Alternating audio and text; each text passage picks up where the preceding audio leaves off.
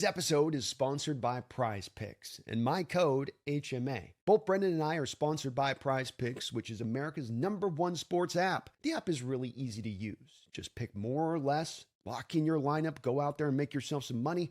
Prize Picks is available in many of the states in the United States, including Texas and California.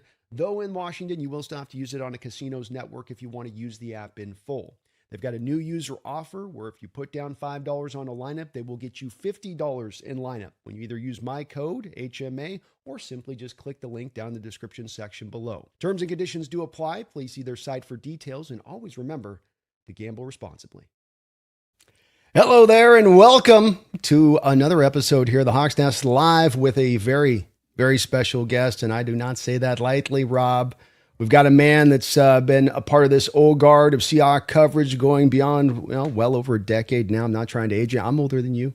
But he's in here now as a Seahawks draft blogger. Initially came onto the scene on here on YouTube. Has been just blowing up. You can catch him over on 710 doing guest appearances on almost, the daily over there. They might as well just bring him in the booth at this point. Rob, so if you're not covering him, you should be. I want to welcome into the house, Rob Staton.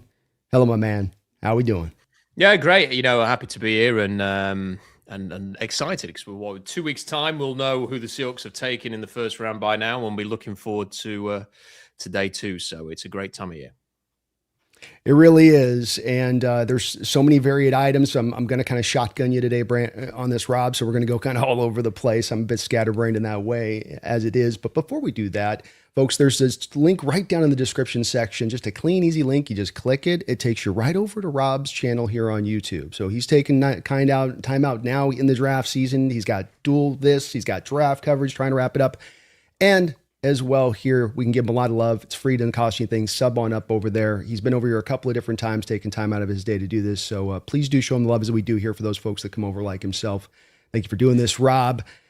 Let's get into this first off the rip. You and I are very simpatico, it seems like, on a lot of our outlook of this draft, which may not make for a lot of fun debate outside of the individual players we might have some disagreements on in this one. Has the draft class, knowing you go back to last summer, even further on this, we've got a lot of these guys now you think are maybe coming out and you get almost 2 years ahead of them, Dante Corleone types, right? So has it evolved? Not really. I think it feels very similar to how it did. It became quite clear, I thought, in sort of October that this was not going to be a particularly deep draft class. And then when you have plus 40 players who you expect to be declaring, choosing to return to school for various reasons, most importantly, the fact that they can get paid quite handsomely to stay in school now. It has turned a situation where it wasn't going to be a thick draft at the top into a particularly thin one.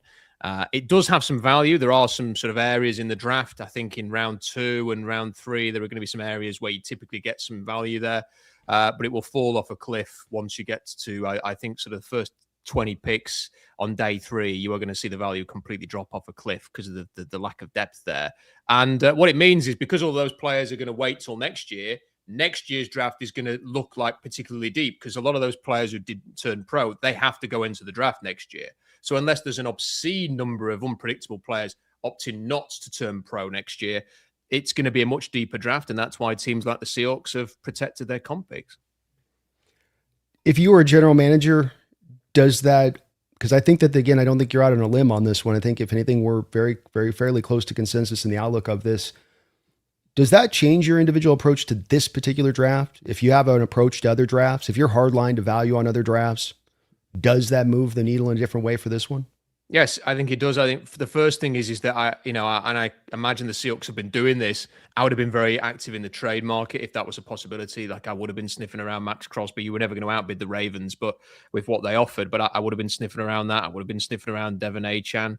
I would be sniffing around other players if you thought they could improve you, because I just don't think the value is necessarily going to be there at 32. We'll see if they can trade down from that spot. I would be looking to make some moves because you are in a championship window as well. And the Seahawks need to do what they can to try and get back to the Super Bowl next year. This is not about sort of developing slowly now. It's like all hands on deck, try and get back again. So I would have been very active in that regard because I don't think there's very much value in where the Seahawks are picking in this draft. And then the other thing is that because the value is not there, whereas like maybe next year, You might trade down a few spots and say, yeah, we'll take a late fourth. We'll add a day 3 pick there. I'm not sure that the value is in that now. Like if you get a trade offer, let's say somebody says, okay, we want to come up from 35 to 32, but we're only going to give you a throwaway 5th round pick, a high 5th round pick. So like a late 4th, high 5th to do it. I don't know why you do it, because you run the risk of maybe losing the player that you really, really want, as opposed to the player that you're kind of happy to settle with for the sake of a pick that might be a priority free agent. So I think those are the kind of things that you have to consider when you are sort of deciding whether you're going to move around the board. It definitely does shape your philosophy on this. So to your point, kind of fleshing that particular spot out of things, you have a Dexter Lawrence that's announced he wants to be traded. You've got him last 2 years of his deal. If it's a Kaden McDonald versus bringing in Dexter Lawrence, have him play a year and then pay him next year with the 2 years remaining, because I think that's very important about the pay and where you're paying these guys and bringing him in. Is that a deal that you're in on? Is this more of, no, I'd like to do the depressed draft capital still within that, just to try to get you pinned on exactly how much willing you're kind of to throw a kind of those picks around a little bit, knowing you inherently don't necessarily want to do that? Yeah, I'm not that excited about the prospect of Dexter Lawrence, just because you have to pay Byron Murphy in 12 months. And if you pay Dexter Lawrence, and he by all accounts, sounds like he wants to be paid. And that's something we have to keep in mind here. The Seahawks don't do that. Like, they're not going to bring him in and give him a new contract straight away. It's why I was interested in Max Crosby, because he only signed a contract last year. And it would have been far more palatable to say to Max Crosby, we ain't paying you straight away, but give us a good year in 2026 and we'll talk in 2027. And if you want to raise. So they could have done that with him. Dexter Lawrence is going to want money now. And if you make him the second highest paid, I think that's probably what the expectation is going to be, second highest paid defensive tackle in the NFL.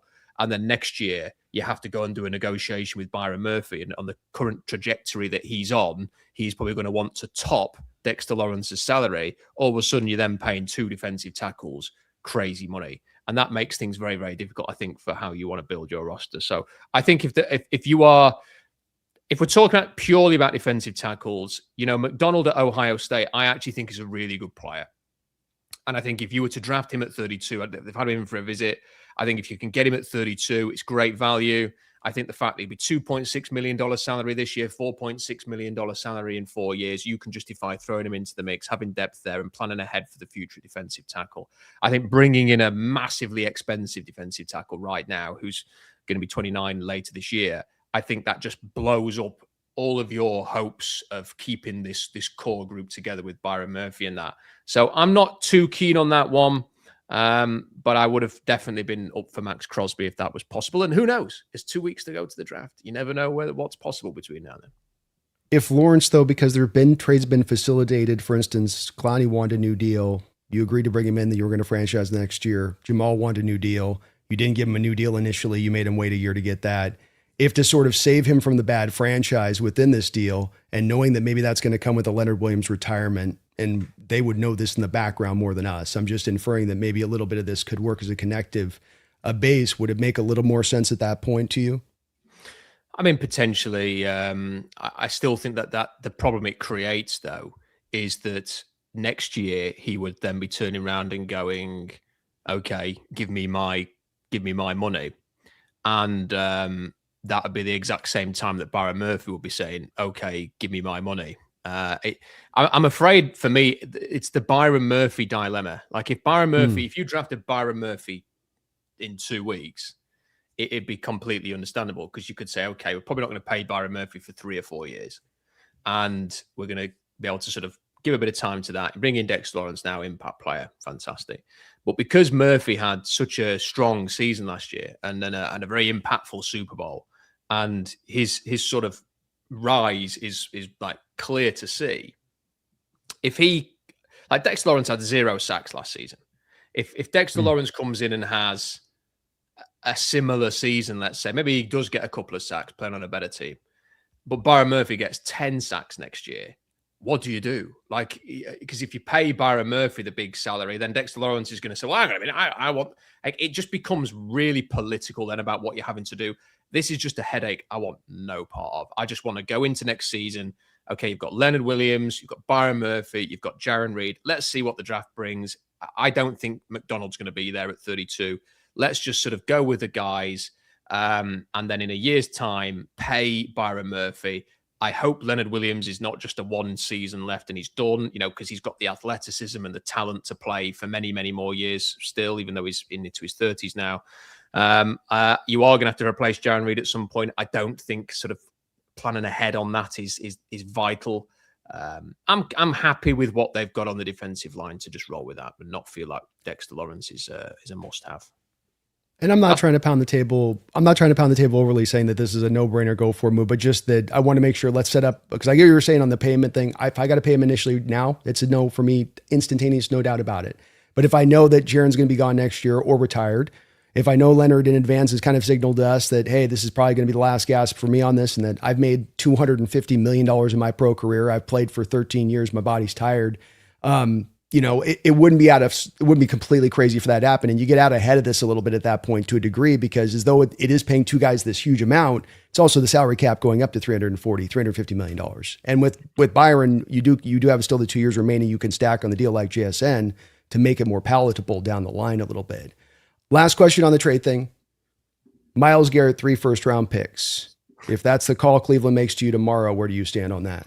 Well, I mean, any sensible team, I think 31 out of 31 would have to consider that. I mean, to me, that's like saying, would I like to date Sydney Sweeney? The answer is yes. I get a lot of pushback, man. I'm with you, but you've got to hear it too. I do get pushback on that one. People are like, three, and I'm like, yeah, but I don't know, Rob. I think people will think that's crazy a little bit.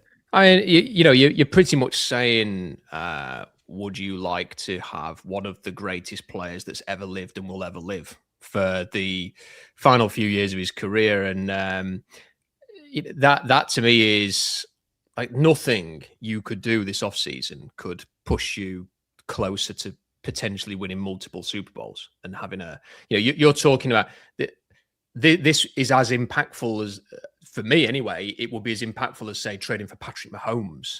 He is somebody who, the bloke just set the sack record in the NFL playing on the worst team in the NFL, one of the worst teams in the NFL. I imagine him on this defense. It's frightening. Like, he'd probably set the record again. And he wins games and he crushes opponents on his own single-handedly. And if you gave him an actual supporting cast, I mean, to me, it's an absolute no-brainer. It's like, would you trade for Amendold? Would you trade for Myles Garrett? Would you trade for Patrick Mahomes? Yes. I mean, like, if it was 3 first-round picks and a second and a third, I'd probably do it. And to me, that's just, look where you are. Like, the team is you have a great roster, a rounded roster. If you gave up your next 2 draft classes to have Myles Garrett on the field, you might win the next 2 Super Bowls. I agree with you 100% on it. So I'm not in any way saying but I have gotten a lot of pushback in the various times. And the thing with this is that bonus money got moved for a reason. Everyone who's kind of trying to, Cleveland wouldn't, why nobody's had a good answer they've been able to throw back to me as to why they put the bonus money down in September then. What did it save them by doing that? It hits the cap at the very same time. There's literally no reason unless you feel like the owner can't cash checks right now. Here's the other thing. Like, they went to the owners' meeting to try and get the 5 first-round picks. Yeah, it's obvious why they were doing that, because they wanted to open the possibility of a team giving them 5 first-round picks for Myles Garrett. There's no other reason.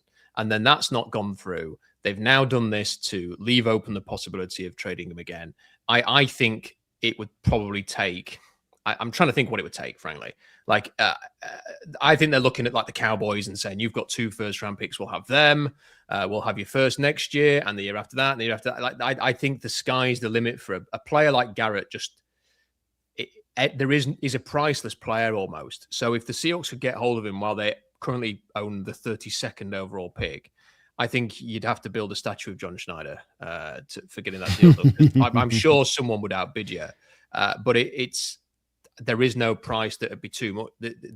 I'd do it on any deal. Like, if Myles Garrett is stood there holding a Seahawks jersey, I could not. I always say this is my sort of great, I think, pushback on everything, is that I write a draft blog.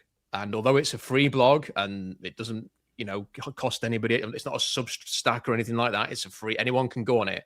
I still like people to read the draft blog. And if they trade all of their picks away, no one's going to read the draft blog. So the work will be a waste of time. I won't have anything to write about for 3 years.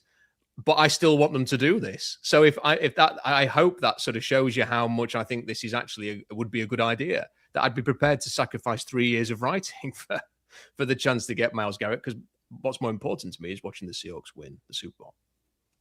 Well, and I think all the points are right on it. You're likely to get outbidded. I think the big thing that could help you here in this situation is that, as John says, with the powder dry analogy that he makes, you sit with the powder dry while a lot of other teams have sit with some of what they need to spend, because you're probably gonna have to put him on a contract extension. You go look at the Cowboys, for instance, who would want him. Look at where their cap situation is. Look at where Jerry's been in the recent history as far as his willingness to move money around, and that what is his golden calf when it's all said and done. Making money. And that's really versus this kind of deal where we could come in and, hey, we're willing to throw that extra couple picks in. We're willing to go a little extra harder than these other teams, and we'll pay them because we got the money to spend too. But I don't want to go too far on this, Rob. I did just want to know where you stood. I'm glad to hear you're in the exact same stance I'm on, as if he's there and John can pounce all the way, because it takes this defense to just another level. Kaden McDonald, we're both in agreement on him as well. Raven-like, old school lineman, ass kicker, kind of a no-brainer as a fit to this defense. Yes. For me, he was, there was a piece I wrote, I think it was probably in December, where I said that I thought he was one of the 6 best players in the draft. And I think when you kind of watched Ohio State during the season, it was very noticeable how impactful he was, and the motor and the strength. He did show some pass rushing ability. I know that people kind of forgotten about that. Like he did create some pressures there, and he hinted at some athleticism that, I was hoping to see come out at the combine. And I thought if he had a good combine that he could go in the top 12. And then he got to the combine. I've been saying this ever since the official 30 visit was reported. He was awful at the combine. Like the wave drill that they do, I said, so the coach will go, come to me, go back, go to the right, go to the left. And you've got to follow the instructions of the coach. And Kaden McDonald just did exactly what he wanted. So when the coach was going here, he was running to the left. When the coach was towards the end of the drill, the coach was still going, come to me, come to me, come to me. And Kaden McDonald just turned and set off and ran to finish the drill. And one of the other coaches at the Cones had his arms out going, what are you doing? Like, you're supposed to read off the coach's instructions, and you've just basically done your own wave, and then finished it when you've had enough. And then when he was going through the bags and everything like that, you just thought, where he got all the clothes on, he was wearing, I know this sounds ridiculous, but he's wearing far too much. It made him heavy, and he looked clunky as he was running. And you just thought, look, you're out there to try and look like an athlete, and you are clearly an athlete at your size. If Caleb Banks can put a vest and shorts on, stick a vest and shorts on, man, and get out there and run around and be an athlete. Caleb Banks ran a 5.0 40 with a broken foot. Get out there, look athletic, and go and do some stuff. And he didn't. He didn't run. He didn't jump. He didn't do any of that. And then it gets to the pro day. He didn't run. He didn't jump. He didn't do anything there either. And you think you've kind of stalled your own stock here unnecessarily, because I think he's a better athlete than we saw on those on-field drills. But maybe that means he lasts, and there's a reason they've got him in for a visit. It's because there's a chance. If he was going in the top 20, they're not getting him in for a visit. They haven't got any of these other guys that are projected to go into the top 20 in for a visit. So there's a chance he's going to last there. And if he does, why not? He's a very good player. He's a better player than 32 overall. It would be an opportunistic move. And we do see oftentimes, even when on prospects that are cleaner, maybe nose tackle prospects, that these are tough prospects to see taken out. Kenneth Grant went last year very high, but they do typically fall out of the first round, don't they? Even the pretty good ones. We oftentimes will find ourselves into the third round before we see the first one tech taken. Well, look at Jaron Reed. If I was to say, it's 10 years ago now. I think it's 10 years, 2016, when they took Jaron Reed. And I thought Jaron Reed was a top 20 player in the draft, just as I think Kaden McDonald is. And they took him in the 40s. They traded up from wherever they were to get him in the 40s. And when you watched Jaron Reed for Alabama, he just sort of planted his feet into the ground, and he didn't move, and he controlled double teams. And he was like an immovable object. And that was a quality that clearly 10 years ago, the league was not taking seriously enough. And he's had a very good career, Jaron Reed. Now, Kaden McDonald, he's not that same kind of player as Jaron Reed. He's not planting his flag and that's it. The anchor goes down and I'm controlling double teams. He's more of a disruptive run defender. He does make plays as opposed to just hold his ground, which means that he probably won't last into the second round. But if he got to 32, I think he's a tremendous talent, and he's very young. He's scratching the surface of what he can be. He would not have a lot of pressure to start immediately, and he could be rotated in. And he's the kind of player who I compared him a little bit to Derek Brown during the season. Like, I think he's got that potential. Now, Derek Brown has never turned into a sack specialist, but he's a consistent, reliable defender who's been in the league a long time and will end up having a 10-year career. So if you can get that at 32 overall, then it's a great pick. I totally agree. I don't have anything to add. Just that's right where I land with him as well. Is I just think that the tape finds, and he does fit against the kind of player type you want to get on these lines of scrimmages. You want to be the big, bully. You want to be physical. This guy will take you a long way to get in there on that. I'm not going to dwell too long on the running back class because I know this has been talked to death, and you've probably said Jadarian Price 375 times in the last 2 months. So let's sniper in on this one a little bit.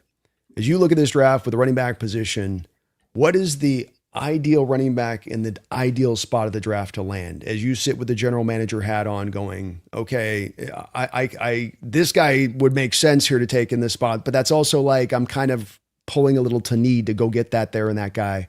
Here's a guy where the value is really right. And maybe he's not as good as the top guys up here. You can go for the top guys too. Don't ever think I'm caging you in on these ones, but I'm just trying to kind of get you to a spot where you think the best kind of, there's the honey spot right there. That's the spot where you want to be grabbing them with this guy in particular. I think this is such a hard draft to answer that question because what I think they need explosive plays. That's the one thing that they've lost with Ken Walker. It's that ability to have somebody like I'm a big Zach Charbonnet fan, by the way. I like him a lot more than I think a lot of other Seahawks fans tend to do. And I think if Zach Charbonnet was healthy and given a chance to lead a rushing attack, I think he could do it. I think he could do a really good job there. But Zach Charbonnet is not somebody who you kick off the second half against the Rams. You are playing like crap after a great first drive, and he, like Ken Walker, suddenly blows out a 50-yard touchdown run, and you're back in the game.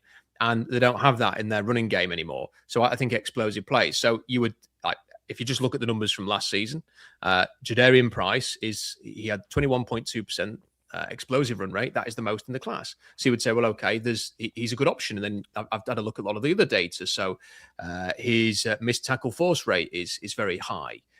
His EPA per rush is decent. His elusiveness rating, which is something that PFF has created to measure the success and impact of a running back independent of blocking. Well, Jadarian Price is right behind Jeremiah Love last season for that. So he's the obvious candidate, but he was the backup. And, he's not been a lead running back in the NFL. So you kind of wonder, well, okay, well, how should that count? Should that matter? Maybe it should, maybe it shouldn't. I don't know. But it's quite hard to figure out where Jadarian Price should go. So I spoke to somebody, it would have been about 2 or 3 weeks ago now, who is, in my opinion, one of the best talent evaluators in the business and very much in the NFL. He's not a media person. He's someone in the NFL. He said that Jadarian Price should be a high second-round pick. So I consider 32 a high second-round pick ultimately because he's the last pick in round 1. So based on what he was saying, I was thinking you could justify that at 32. But there are so many people out there who think he's a late second, early third round pick that you kind of have to wonder what the Seahawks think. Like, are they somewhere in the middle of that? Do they think he's like 50? Do they think he's near a 32 or near a 64? Because I think Lance Zierlein's got him at about 31. Daniel Jeremiah's got him at 39. Todd McShay's got him at about 55. So what's the truth with this guy?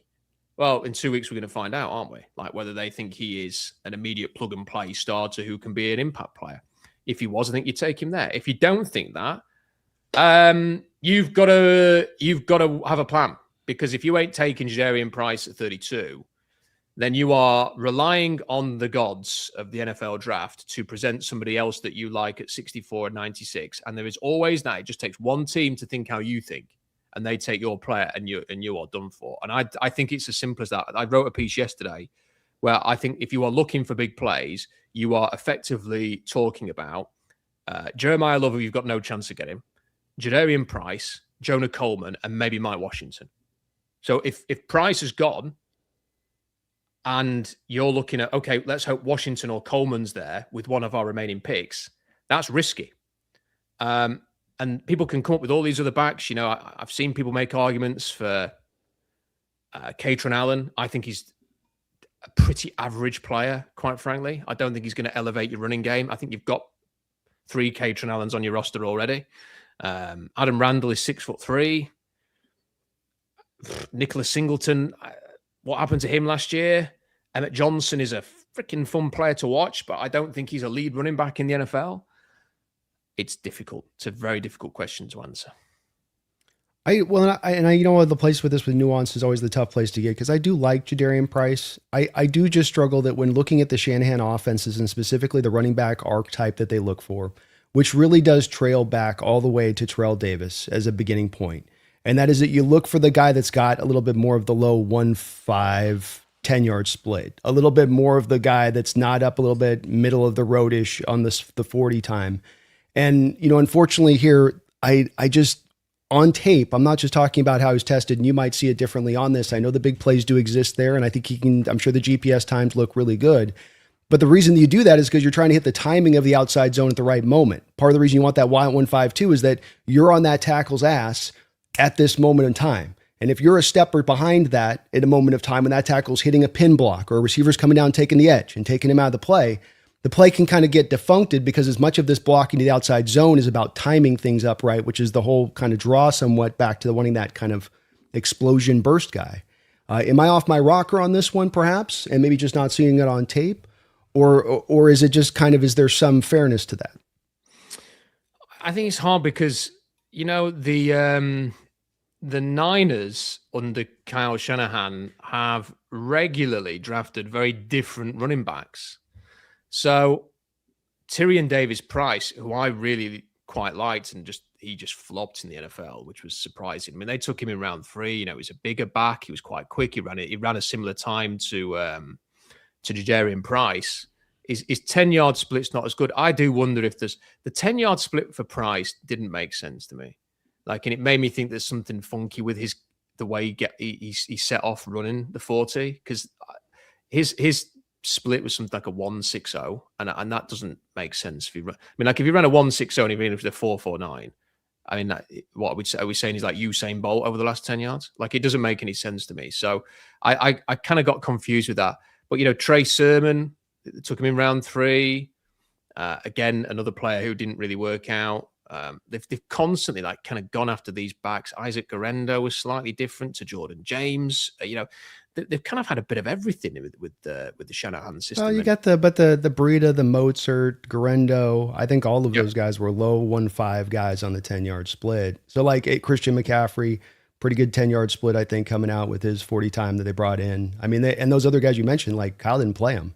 Jordan Mason, it was renowned in San Francisco for the fact that maybe they would take him, but he didn't play him. Wouldn't give him snaps. And the other thing is that, Zach Charbonnet, not the quickest player, but they clearly love Zach Charbonnet in Seattle. I don't know. For me, I think the player that they want is Jonah Coleman, and he might be the slowest of the bunch. He might run a 4.65. And there's just stuff about Coleman. I had a look at the data, and if you look at his 2024 tape, it's excellent. If you look at the 2024 numbers, his explosive run rate was very similar to Jadarian Price's, right at the top of the list. One of the things the Seahawks have looked for, and John Schneider was talking about this last week, was yards after contact.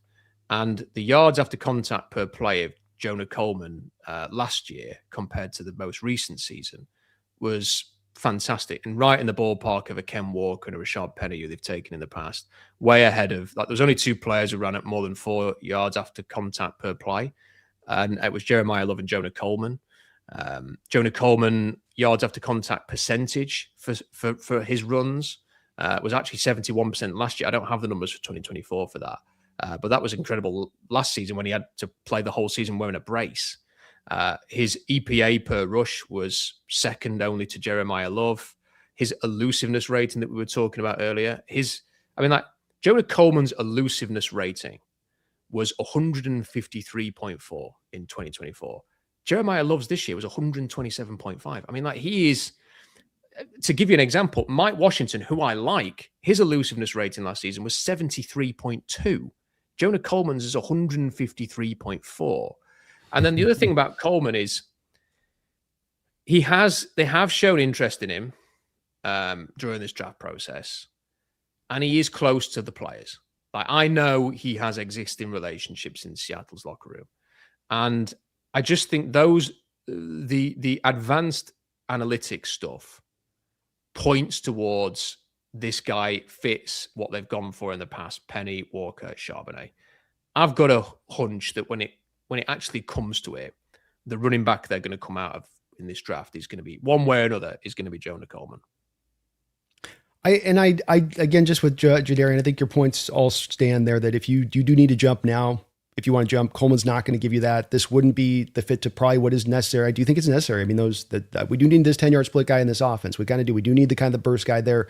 But I just go to that value thing, the guiding light that John's has really changed the last 3 years. I know you saw it where he really branched off from that, kind of reaching for need and kind of getting weird in drafts, to where just starts to feel with Jadarian a little bit, where you talk about the top of the end of the first or the top second, that you're feeling like you're starting to try to make it happen for the need, rather than letting that draft just kind of fall to you, and that's where I guess I'm taking, just wonder if there's that better approach to it. I think Coleman, it wouldn't be the fit, but he gives you a tool and a piece you can give touches to, and he's going to get productivity, or should get productivity, behind an offensive line that's returning all 5 of their starters next year. Well, it makes people miss. He makes things happen. And the one thing the elusiveness rating does tell you is that he can make plays when the blocking's not amazing. And I in the video that I posted yesterday, like, the one thing I was trying to emphasize with the videos that I included in the piece was that when Jadarian Price gets to that second level, and he's coming up against a defender 1v1, he can break someone's ankles and then it's gone. And that, to me, is how you turn a 15-yard run, a 10-yard run, a 20-yard run into a 50-yard touchdown, is being able to make that last defender miss. And then you look at Jonah Coleman. Now, Jonah Coleman is not as fast as Jadarian Price, but he does exactly the same thing. He can drop a shoulder and juke away from a defender and extend a run by 30 more yards, or he can take it to the house. He doesn't have that full breakaway speed to finish a run that maybe Ken Walker and Jadarian Price has, but he can sort of extend those runs. And then you watch Mike Washington, who's the fastest of the lot, and Mike Washington can make a move at the line of scrimmage to get through a hole, to burst and explode through it with his speed to get to the next level. But then Mike Washington's vision is not good, and he will run straight headfirst into the nearest defender. Or, like, for example, there was one run where, if he just ran inside, there was like 40 yards of space in front of him to just outrun the defender to the right corner of the end zone. Instead, he heads towards the sideline and gets squeezed by the defender, or just has to usher him out of bounds. And I'm thinking, that's a touchdown you've left on the table there by not just heading back inside. Like, he was angling towards the left as he broke into the hole and just carried on that run. He never looked up and thought, I can cut back here against the grain and I'm gone. And he's fast enough that he would have gone. Now, I don't know if that's something you can teach him, or whether he's always going to be that player that when he gets to the second level, he's going to run into contact. He's going to get ushered out. He's going to get tackled. And the one thing about Price and Coleman, that when I was watching the tape, was they consistently made someone miss. The difference between Price and Coleman, I think, is that Price will probably finish those runs in the end zone, and Coleman may get caught from behind because he's probably a 4.65. His little legs just can't get up to speed, Rob. It's the way it is. And it does look like Mike Washington at times. There's a Magdon on the defenders at the second level. Partly almost too fast sometimes. Like, he just runs himself into the, like, he just gets through the hole and he's like, oh, there's a defender already here. His eye vision, like it's the rear view mirror thing. The objects may appear closer than they seem. It's very true, because this is one of the things I've been saying with Coleman, is that I think he has forced patience in that he isn't fast. So when he gets to the second level, he's got enough time, because his legs are not moving as quickly as Washington's are, to have a look and go, I'm going there. Like, whereas Washington's like, whoosh, he's like straight through, and his time to make a call is so much smaller than Coleman's is, because he's getting to this spot quicker than where the defender is than Coleman is, whereas Coleman's got time to have a bit of a think. So it forces him to play with patience, because he's not fast.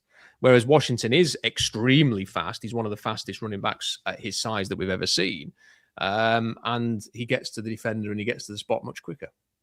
It's also why you have a gross difference between high cut runner and low cut runner, and why those low cut runners with a change of direction, you give them that bump versus the high cut runner who Doesn't trust his ability as much with all those tangle of legs. And I know it's with Arkansas and them long-legged runners coming out of there, Rob. They'd seem to produce them off the vine, one after another there.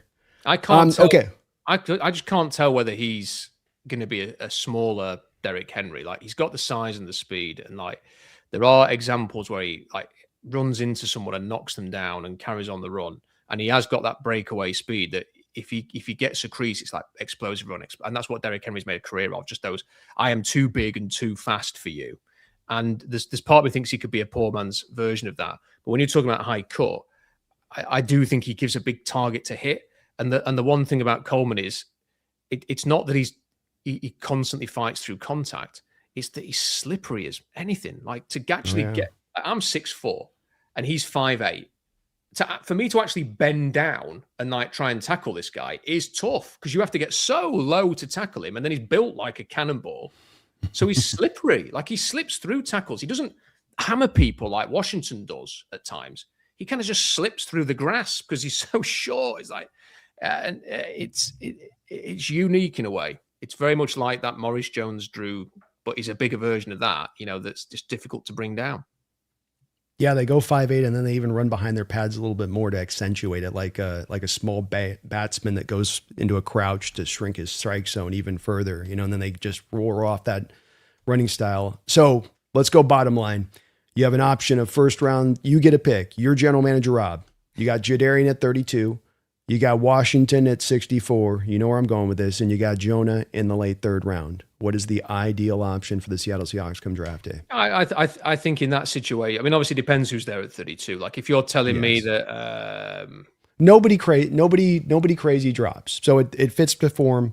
You're looking at options that are Zion Young, Malachi Lawrence, a couple of a tackle or two still sitting on the board. One of those corners like Colton, like Cisse. Let's say Cisse is gone, but you got like a Hood there and Johnson.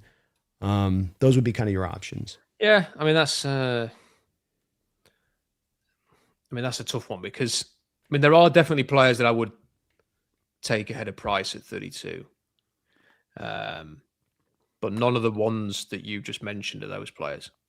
I think I'll give you a couple. I'll give me a couple more, because I want you to have this balance right. So okay, Casey Concepcion. We'll go Pregnon. Give you an offensive lineman to turn over here. Messidor, Parker, Moore. Let's say Kaden's gone. I don't want to give you the easy on the Kaden. Avion's gone. CC's gone, so it's just Hood, Everett, Johnson, Muhammad. Your man Thieneman, you don't get to have him. He's going to the Vikings. You can see it coming from a mile away. Cassius Howell. I'll leave you Cassius Howell. You're going to sell me on Cassius Howell? You going to sell me on those baby arms, Rob? I think there's probably enough. There's probably a couple of players there that I'd take before Price. So what I'll say is I think I will wait on Coleman. But the thing is, if I'm waiting on Coleman, I have to have the intel. I need to turn round. Yeah, you trade up like mid third if you hear the word on the street is. I need my one of my scouts has got his ear on the ground and he's telling me, "Don't worry, no one's taking this guy in round 3." To be honest, do you know what? It doesn't matter, because I'm not going to... There are people out there. There's a guy on my blog who seems to worry about this more than anything else. Like, there's a lot more things to worry about in the world than the Seahawks running back situation, mate. But I don't actually think it's that big a deal. Like, I love running backs probably as much as anybody does, really. I enjoy the running back position. I've always have. Marshawn Lynch there's a reason why he's on the wall over there. I think that the running back position is one of the reasons why I like the NFL, because it's a collision sport. It's violent. It's that sort of power and strength and explosive athleticism that I love. I like trenches playing. I like running the football. This brand of Seahawks football is the kind of brand I want to play. Like, it's the kind that beats opponents up and makes them not want to come to Seattle. That's what I want to watch. So I love the running back position. If the Seahawks come out of this draft and they haven't taken a running back, I couldn't give a toss. Like, I think I genuinely think they'll be fine. I think they will. It'll not be the thing that ultimately determines the season, in my opinion. I think that they will work it out, whether that means a trade in camp or very early in the season, or whether that means that they actually have a great deal of confidence that Zach Charbonnet is going to be back quicker than everyone's suggesting, which I have a hunch is probably the case. Yeah, I'm waiting on the running back position. Sounds like you like me maybe got your view reinforced over the past couple of years as the Seahawks ran up the flagpole. The Wild will take 2 running backs in back-to-back years, while we don't have all the things the analytic folks say that you need to have on point to have a successful running game. They said, no, star power at the position will drive production. Instead, analytics, of course, say no, all of this other stuff, and then you can go get your fancy-dancy running back. Do you find yourself, because that's what I walked away with this Walker thing. First couple of years with Walker and Charbonnet, we got some good results, but we weren't able to maximize Walker really up until the end. And when we had the good scheme, we had the competent offensive line, you had the defense that wasn't living on the field to where you could run the ball consistently. Do you find yourself in that place, or am I overstating your position? Well, I think for me, I was a big Ken Walker fan, and I liked Breece Hall as well. When they were running as fast as they did, the size that they were, I thought that was, tremendous opportunity at the top of round 2 for players that in 2005 would have been top 10 picks. And then with Zach Charbonnet, he was a big, Seahawks draft blog favorite for 2 years. We watched him the year before he came out and said that's a Seahawks running back, and really liked him and knew and had a really good feel that he would fit in Seattle and was completely happy with that. Now, if there was somebody of that quality in this draft, I would be totally down with it. And I like Jadarian Price. Like, if they take Jadarian Price at 32, you're not going to see a video with me going, I think this is a disaster. What are they doing? I'm just going to show some of the video highlights that I've already cut. I'm going to say that I like him. I'm going to tell you again, I'll repeat the thing that I said from the source I spoke to a few weeks ago, who felt that there was at least a chance that he could have a better career than Jeremiah Love. And I will be positive about it. I do not have a problem with them taking Jadarian Price early. I also don't have a problem with them just letting the draft come to them. And they have 4 picks at the minute. They might only have 4 picks. It may be, let's say, if Kaden McDonald was there, or somebody you just had to have, or what you talked about Pregnon. If there's an offensive lineman that we've got to have this guy, and then he takes your offensive line to the next level, and you suddenly have one of the best offensive lines to go with one of the best defensive lines in the NFL. Are you going to turn that down? And then if the running backs are not there at 64 and 96, are you going to start crying in the corner? Like, I'm not. Like, I'm just going to say they're the cards you dealt. Like, there are worse things to have than a running back room where you're relying on Emmanuel Wilson, George Alani, and a recovering Zach Charbonnet and Kenny McIntosh, in my opinion. I just agree in full, man. And it's just where that drives the bus to me. And they can always go make a move down the line and trade deadline and find somebody too. It doesn't mean that everything's got to be done at this point. We're going to get your top favorite of the top 30 visits that have been announced and your least favorite. But the first couple donations here, the Hawk's Eye podcast coming in with a $25 donation. Thank you for that, Bryce. Thank you. It's good to see you in the house, brothers. As 2 of the absolute best in Seahawks content. Loving this episode. Well done, Brandon and Rob. Can't wait for the draft to see what JS does. Go Hawks. It is nice to be able to cover a guy that's living in the pocket of value, that's running his draft right. It's got to feel nice. Rob, I know you've watched him for years here, but to see a guy who's also evolved in his approach, refined it in the right ways. Does it not appear at times with Schneider? Well, it is a massive relief because, one of the things you do when you're sort of writing about the draft all year round is look at other teams and I went to the Raiders stadium a week ago and had the tour there, and that's just a shrine to Al Davis, and it's a team that's completely stuck in the past.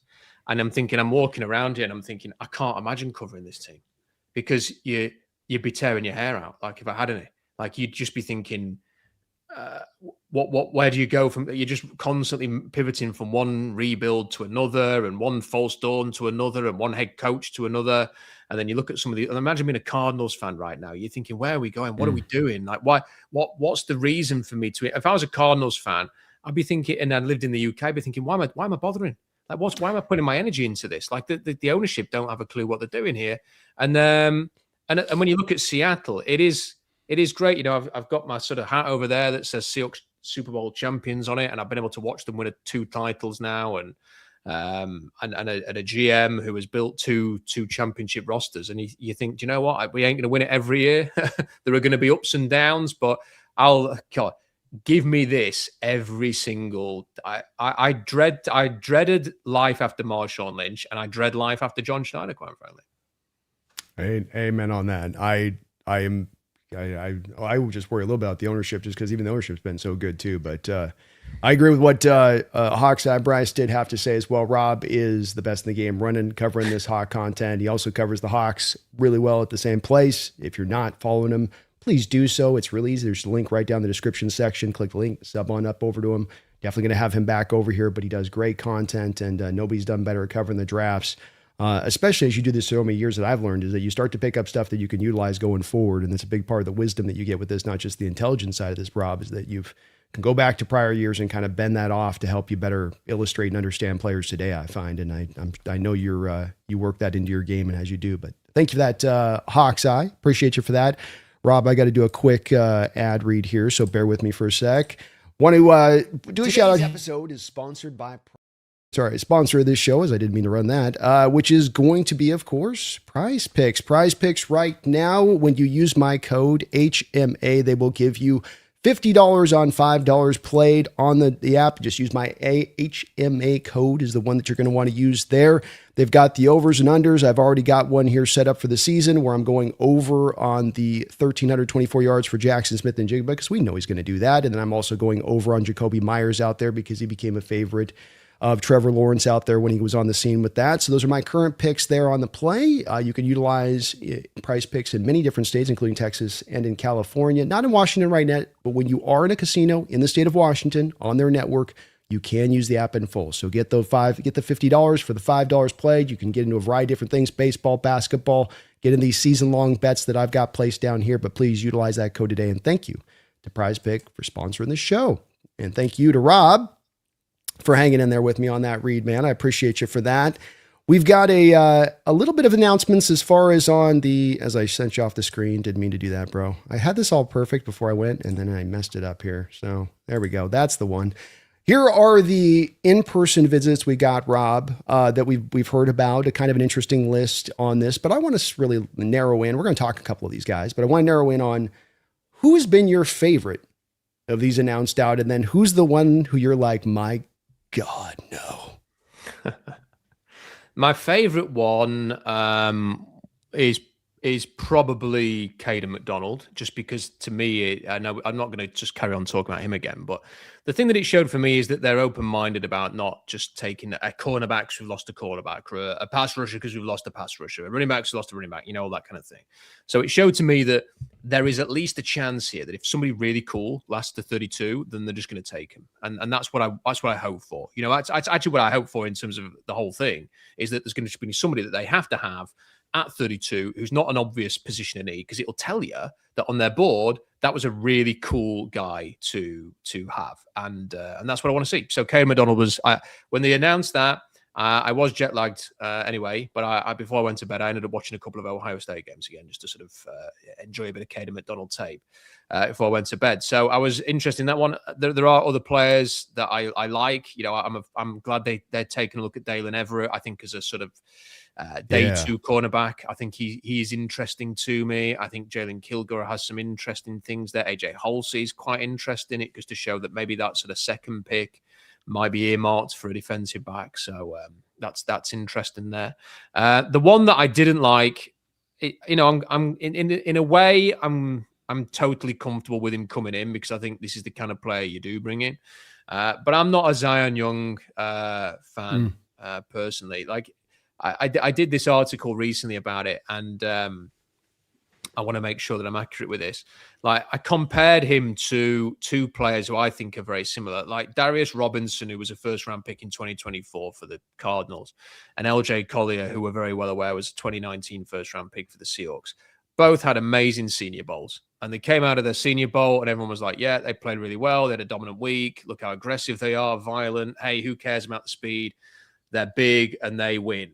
And they're football players. And then you look at Darius Robinson, he had a win percentage of 17%, Zion Young, 17.4, LJ Collier, 17.1. It's all in the same ballpark. Their win percentages in true pass sets are all very similar. Their 10-yard split, so their burst. Darius Robinson, a 1.73, Zion Young a 172, LJ Collier a 168. So LJ Collier is faster than Zion Young. The difference is LJ Collier and Darius Robinson are 20 pounds heavier than Zion Young. And they are, well, in Collier's case, faster. Their max GPS speed at the Senior Bowl, again, Collier, 15.24 miles an hour. Zion Young, 15.04 miles per hour. LJ Collier is faster than Zion Young. I don't want to do this again. Like, I feel like we've seen this pick before 7 years ago, and I don't need to see it again. Like, great. If you think he's really aggressive and can come in and win in the run and be physical and tough, like you thought that about LJ Collier, and the Cardinals thought that about Darius Robinson. It didn't work. If you do not have the burst to challenge the outside shoulder, get around the edge, straight into the quarterback, stunt inside counter, if you were just trying to run through people all the time, that might work great in a 1v1 of the Senior Bowl. It might work quite well when you're playing for Missouri, who typically are very good in the trenches. I don't know if it's going to work in the NFL. And then the other thing to this is, I find him weird. I just find him weird. I think he's a weird man. I think his interviews are weird. I don't enjoy listening to him. I think he's completely all over the place. I can see why some people might think it's like, alpha energy, that he's there, the way he talks about football and everything. I find him a very strange man. And then when he gets a DWI weeks before the Senior Bowl, and gets arrested for under a charge of DWI and speeding, I just think, are we really thinking about smart, tough, reliable here? That's what the Seahawks say they want. Well, there's nothing smart or reliable about getting a DWI weeks before the draft season begins. So a hard pass for me. He's very much in the category of, I'll let somebody else draft him, and good luck to him. I find myself getting kind of prejudicial now against second round edges. I did a exercise going back 10 years of second round edges. And what I noticed and stood out is that not only do you have a mixed bag as far as what you get from them long-term, you don't get anything out of them in the rookie year. Nothing. Like 4 sacks was the best for a 10-year stretch. And I go, well, if you're a team going for a Super Bowl right now, and you know that's likely to be the track record here, and even kind of one of the better case scenarios, almost on that surface alone, you go back to going like, all these vets now, we get past the June 1st period of now not counting against free agency. I kind of feel like that's the better argument to be made on team building here versus draft utilization. Just in general terms. I agree with everything you said on Zion Young, by the way. I don't have any pushback on that, but I just think in general terms, because of that same reasons, I can kind of apply a lot of questions, I think, to a lot of the edges into the second round moving forward. Do you think that's a fair point, or would you kick the legs out on that one and say, not so soon? I don't know, because it's hard. There are certain positions that you can, for some reason, I don't know if it's just a complete coincidence, that have more success in certain ranges than others. Now, I think if you get a defensive lineman, typically between 10 and 20, like for some reason, a lot of players in that range have worked out. And then when you get into the second round, there's kind of quite a few receivers who've worked out in that range, or running backs. Quite some of the better running backs in the NFL have been drafted in the early second round. And with pass rushers, there aren't many second round pass rushers who end up, like, you actually have guys like Max Crosby who go like later on who end up being really good, and Trey Hendrickson a bit later on who end up being really good. Like there aren't many of those guys who end up going in round 2. So I don't know whether that you should be wary of that or not. And I always feel like you've got to judge every case in its merit. The thing that I want to look for is, like, first of all, what kind of a defensive lineman are you looking for? Because they're all a bit different. And in the case of, you brought up Cassius Howell, so I'll make the argument for Cassius Howell here. His arms are so short that I've kind of half joking, half serious said that in a lot of his runs, he runs like an armless man. Like he runs as if he has no arms. Like he runs as if the arms are not there, and he just because so even shorter arm pass rushers typically would get their hands up, try and get into the chest. If they're a bit shorter, they've got good leverage position there. They will try and strike upwards, rip through or whatever. He doesn't do that. Like what he actually does is put his arms by his sides, and he's almost like he's doing a salmon impression. He tries to dip round the tackle. He's the ghost move king, Rob. He's the ghost move king. But the thing is it kind of works weirdly. And I don't know if it necessarily will at the next level. But there is enough on tape where he is. There was a game I was watching a couple of weeks ago where he consistently was jolting back the tackle, and I thought, okay, I'm happy with that. And he does play his arse off. Now, there are also moments where he's just blocked out of it, and that's because I think one big punch sometimes is enough to stop him because he has no counter to that because he is so short-armed and he's not big and he's not probably going to bull rush anybody at the next level. But it depends what you need. And if you are looking for quick wins off the edge, if you are looking for a rotational rusher, they took Boya Mafe in the, 41 or something, or 40, whatever it was, 32, 40, it's kind of the same thing. If they're looking for somebody who can come screaming off the edge, he's got a 1-5-8 split, I think.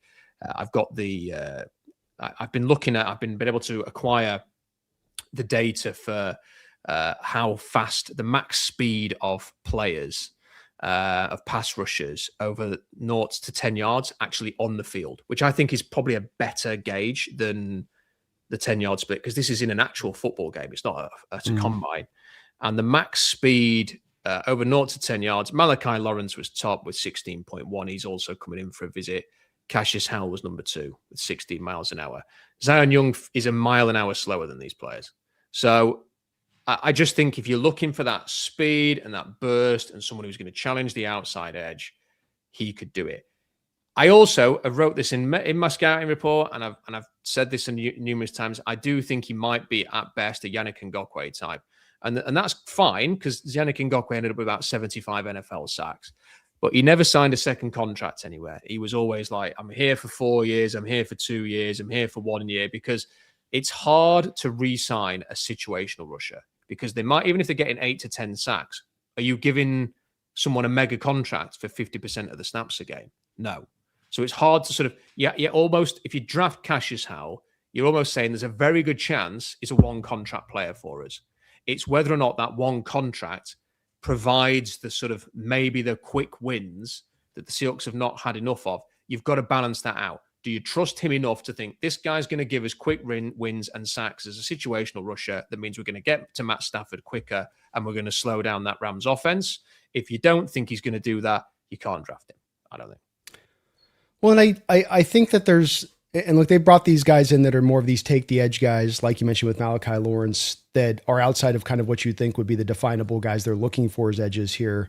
The thing that I haven't kind of been able to wrap my head around is that a lot of the power type of edges you've brought in here and the type of edges Mike has gravitated towards at Michigan and had at Baltimore, brought in with DeMarcus Lawrence last year, it wasn't merely that you were just looking for the big edges. It was also partly in the alignment and how you're using them. And not only are they not aligning in a wide 9, they're aligning in like a wide 10. And when you have a defensive end that's going to line out an extra yard of width in width, it's going to take them an extra step to then get to the passer. And they're doing it all off power with those wide alignments. They're not doing snatch the edge off of it. It's literally just run in like a car crash, walk the edge into the backfield and work your moves off of contact. So when I'm trying to understand this, I'm curious on this, Rob, as much as anything else. Because it's being mentioned a lot of like, we are going to go get a quick win guy. We are going to, and I know we talked to Von Miller last year, but as you look at really the hardline types that they've really stuck with, Derek Hall overtaking more snaps from Boye Mafe last year, for instance, where it's like, yeah, they're kind of gravitating to more of the snaps to the power edge, a little bit more in this defense.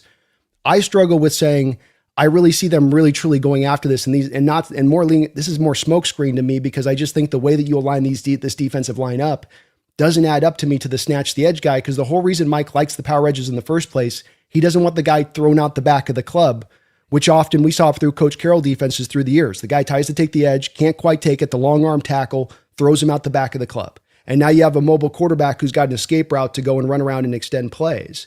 And I could be wrong on this. I'm curious on your perspective on this, but I wanted to understand kind of, as this hasn't really added up to me completely in understanding it and why it made sense. Well, I think, I don't know for sure what Mike McDonald's approach to this would be, but this is kind of the assumption I've had, is that Mike McDonald will work accordingly with what the tools that he has, and will sort of, so if he has a Nick Emanwari who can do all of those things, he will have a very defined role for him. And if he'd have been drafted, say, by whoever picked 32nd, like if the Ravens had taken him instead of Malachi Starks, the Seahawks just wouldn't have had a player like that last season. And therefore the defense would have been pretty much completely different as a consequence of that. And I think that the thing with Mafe, I think quite early last season, they decided that they couldn't trust him to play early downs and that they were going to almost, it was becoming increasingly obvious that he was not going to be trusted to do that, that he didn't really have much of a role beyond being a situational rusher, and that was that. Now, I think it will be interesting to see whether they think the 32nd overall pick in this draft is worth it for someone who may only play half the snaps. And that's basically what I'd be projecting with Cassius Howell. Howell is not going to be playing first down, 1st and 10 against a good running football team, because what you've just said about him being a liability versus the run would probably be true. You know, in that instance, you want Derek Hall, Demarcus Lawrence types on the edges, and Nick Emenwari maybe playing as a basically a Sam linebacker. But there were definitely games last season where you sat there and it's 3rd and 8 and it's a big game and against a good quarterback, and you're thinking, I really, really wish they had someone quicker off the edge here. And there were quite a few moments during the second two Rams games, the second and the third Rams game rather, where I was thinking, I wish they had some quickness here. I wish they had some speed. And I just wonder whether they'll bring that in. And, you know, it's such an interesting defense, because like Cassius Howell could theoretically play like Sam some of the time. He has shown a small ability to drop. Like you can maybe work some of that into his play. He can just come screaming off the edge from a wide position on an obvious passing down where it's not quite as important to set the edge. I also think you could just not have that kind of a player. And I wonder if you could develop Nick. I thought that might happen in the Super Bowl, and maybe it would have done if he hadn't got the injury, which was just to use Emenwari in that role, because he's so quick. Like if you want someone who's just going to scream into the edge from like the linebacker position, and also has got that deception to be able to drop, that he could do that role. But they need to find a way, one way or another, whether that's someone just winning off the edge as a conventional 4-3 defensive end, or whether that is a specialist rusher or somebody playing in kind of a hybrid role. They need somebody who can get into the backfield and provide some quick wins. That is the biggest pathway, in my opinion, to this defense taking yet another step. It's why I wanted Max Crosby, because he can do it as a conventional end. They've not been able to get him yet, and we'll see if anything changes in the next 2 weeks. I'm not expecting it to, but you never know. I'd be down for a bit of that. I'd be down for Myles Garrett for the same reason. But if it's not, I think they have to do something there. Whether that is, and the other thing is, Brady Henderson did say in his piece a couple of weeks ago, he thinks they want to add a young pass rusher. So we'll see what that means. Yeah, and I'm all in on Crosby too. I don't care about the knee. I'll jump all in on that. And if I'm John, I'm calling every day to Spy Tech saying, hey, hey. And I think we are in alignment. I think my issue, I think we just kind of maybe differ on just what the cause was, where I'd be differing would just say, well, I think it's a lack of pass rush ability more than the lack of needing the guy that's the quick, explosive guy. I got guys not winning. I got Uchenna Nwosu not winning after that 5-game stretch that he had where he was decent. I've got Boye Mafe not winning consistently enough. I have Derek Hall with 2 sacks on the year. Everybody wants to hype up Derek Hall's season. He had 2 sacks. I know he had a good Super Bowl with the 2 sacks there, but that's not pass rush productivity. And I think you can get the guy that gets you a quick win while still fitting to the parameters of the defensive archetype of build that you're looking for off the edge. But you know, they're meeting with them. So like these guys are, it very well could be too that these guys are coming in this one, and that they're looking for exactly what you're talking about with it. So it's more of, this is just kind of an interesting thing to see what Mike's looking for and trying to understand this more and more and see if that is truly where it is. Cause you know, Jabo and Hutchinson in Michigan and going with Clowney and then Adafe over there with Baltimore. He has had kind of a type. Kyle Van Noy as well. Kyle Van Noy. Yeah. He's kind of had a type with that just a little bit. Couple donations, and then we got a little fun segment here for you guys. Thomas, thank you for the $2 donation. Who is your Gray Zabel, Rob, and Emenwari of this draft? No big deal. Just find who's the best guy guard and Kyle Hamilton clone in this draft. Yeah, if I had that answer, I don't think I'd be sat here in Rotherham. I think I'd be in Seattle chatting to John. Who is my Nick Emenwari? And well, I will look at the board and I will stick to that for this answer. I think that, you know, I don't think he means offensive lineman and safety, but I will give you I think, you know, the last time we were together, I spoke about Dylan Thieneman, and I thought that was a remarkable combine. I know a combine's not everything, but I've kind of watched the tape and thought there was so much good there. And then I watched that combine, and I nearly fell off my chair. It was that good. Like it was one of the best combine performances I've ever seen. I'm not talking about the runs, which they obviously ran a blazing 40 and stuff like that. The jumps were amazing. I'm on about the field workout was absolutely remarkable. Like his back pedal and transition, his change of direction was as good as any cornerback I've seen at the combine. I've done this for 18 years now. And then when I called one of my friends that I've been able to source in the NFL.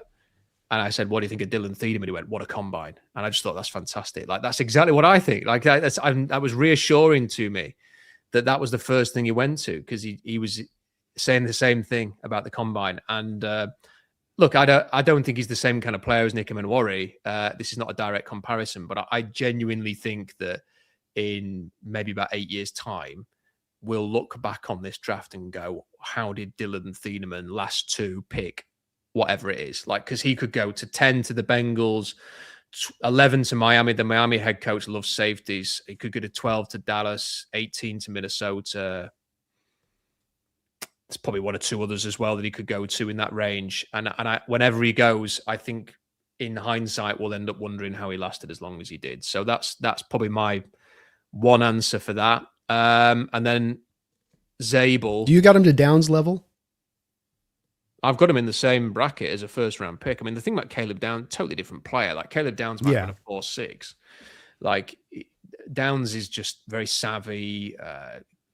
Is the kind of player that I think you move around a lot more than Dylan Thieden. I mean, for me, Dylan Thieden, you leave him back there and you say, being a razor for us.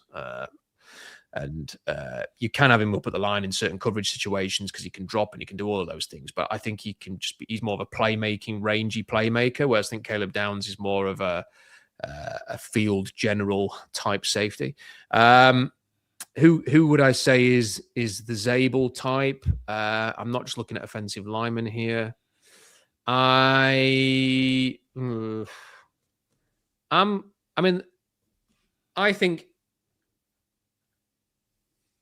think Blake Miller will end up having a great career, I think, if he ends up in the right spot. I think Pregnon has got everything he needs to have a big impact as a rookie. And who else do I want to mention here? I also think if you're talking about who could sneakily have a great career, I think Bud Clark might be a player to keep an eye on. He's good. He's nice. Yeah. You like him pure safety? You like him as a move around guy, slot to safety guy? I want him around the football. And I don't want him up at the line.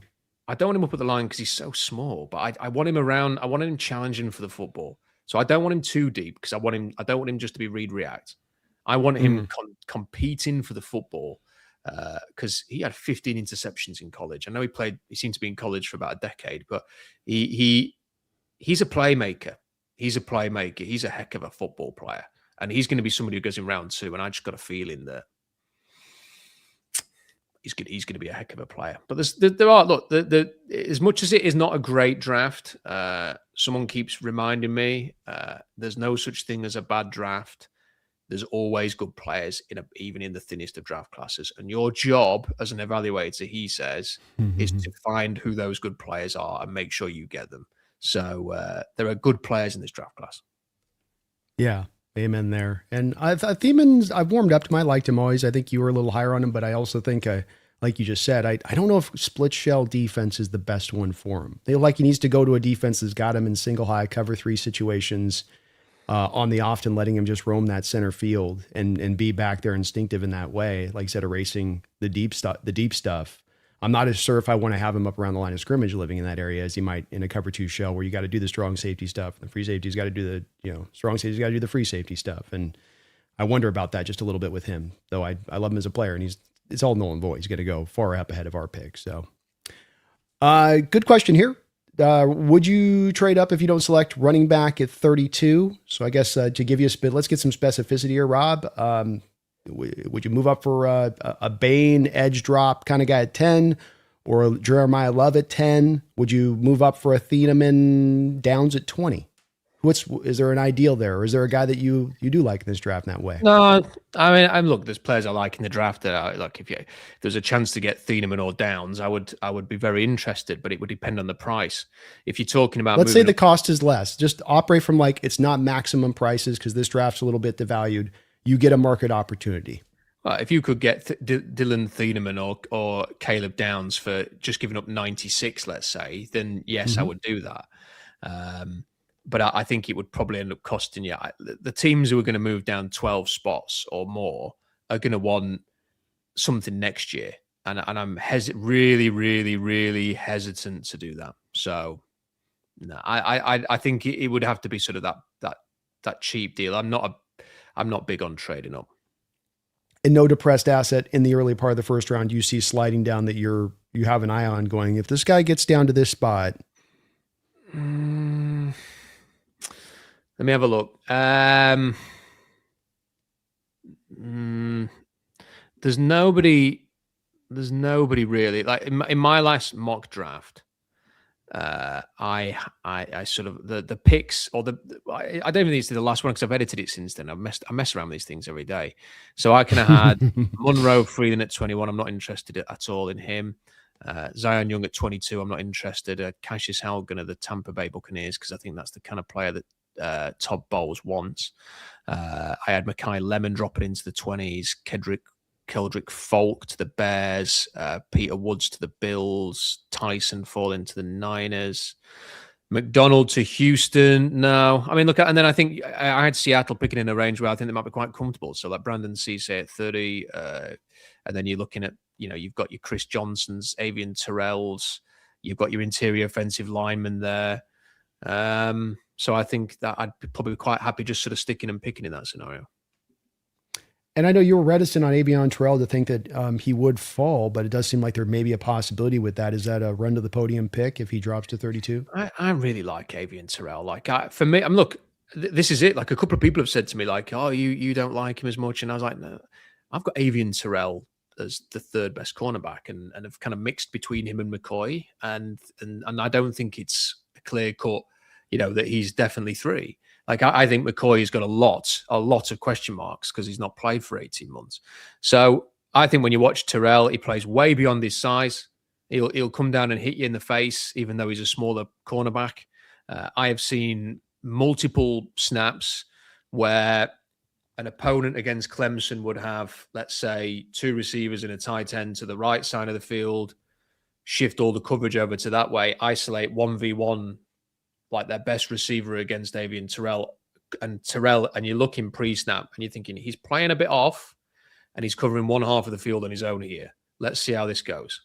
And he wins the matchup. And I'm thinking that to me, I'm not really bothered if he's not a 4.6 guy. Like he's not. Like whatever he ran at that pro day, he's not a 4.60 or a 4.65 runner. He's just not.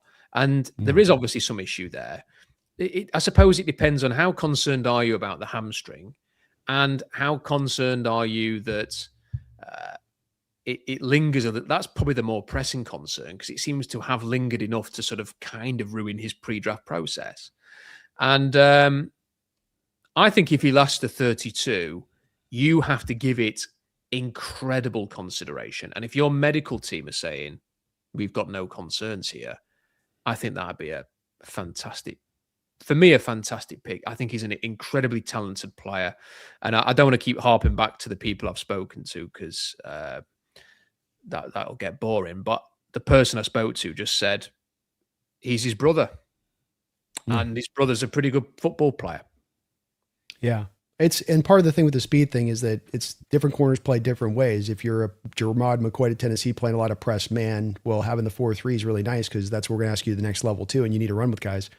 Avion does a lot of his best work, in my opinion, off coverage, letting him use his eyes and letting him be reactive to what he's seeing up in front of him. And so you're going to play him out of that technique a lot too. And we tend to run press to one side, off coverage to the other side, and flip it back and forth, snap in and snap out. So I like him a lot too. I'd have no problem with a 32 man. He's a really good player. And those instincts, that ability to, I don't know if it's route recognition. Sometimes it's hard to tell if it's tape study or if it's the guys who are just really instinctive to the routes when they're jumping on those things and off coverage and they know just the moment to plant and sit on top like an in-breaking route. They know to jump on top of it, but he's got it in as well as anybody in this draft probably. Yeah, just don't watch the Louisville game if you want to feel good about him. Just don't watch the Louisville game from last year. Everyone's got some bad. Everyone's got some. That was the ham he was acting up that day, Rob. Thomas says, "Did you check out the Breer article on Schneider? I didn't have a chance to catch that out. Thank you, Thomas." Yeah, I saw that. Yeah. What was it on? What was he saying? It's interesting. He was talking about how he's kind of learned from the last, how he handled winning the Super Bowl in 2013 and not being able to pay everybody, and that they did, ultimately try to keep everybody, and it perhaps cost them a little bit in terms of what they were able to do there. And I think I thought it was quite an interesting piece, and it was revealing in that, that it kind of speaks to, because I got this sense, I don't really understand why it happened. Like when the free agency came around and people were sort of upset that like this player left and that player left, like, some people really couldn't handle that Reek Woolen left. I found that a little bit bizarre because Mike McDonald's basically been telegraphing that he don't want him for the last 2 years. But so we're trying to get the number on that, coach. I know the number on it. I was going to say, I kind of trust Mike McDonald's judgment on Reek Woolen there more than anybody else. So, and it's been pretty obvious that he doesn't trust poor old Reek. So he's gone off to play with the Eagles. And then with the Ken Walker stuff, I understand it. Like he had such a tremendous end to the season, and people look at the cap space and go, "Oh, can't they just have signed Ken Walker?" But I think that article spoke to, like, you just can't do everything. And you have to make judgment calls. And he was also talking about how you draft players and the players they brought into the locker room when you have like a dominant alpha locker room that are all full of champions now, as they are again. The kind of players you're going to have to bring in there.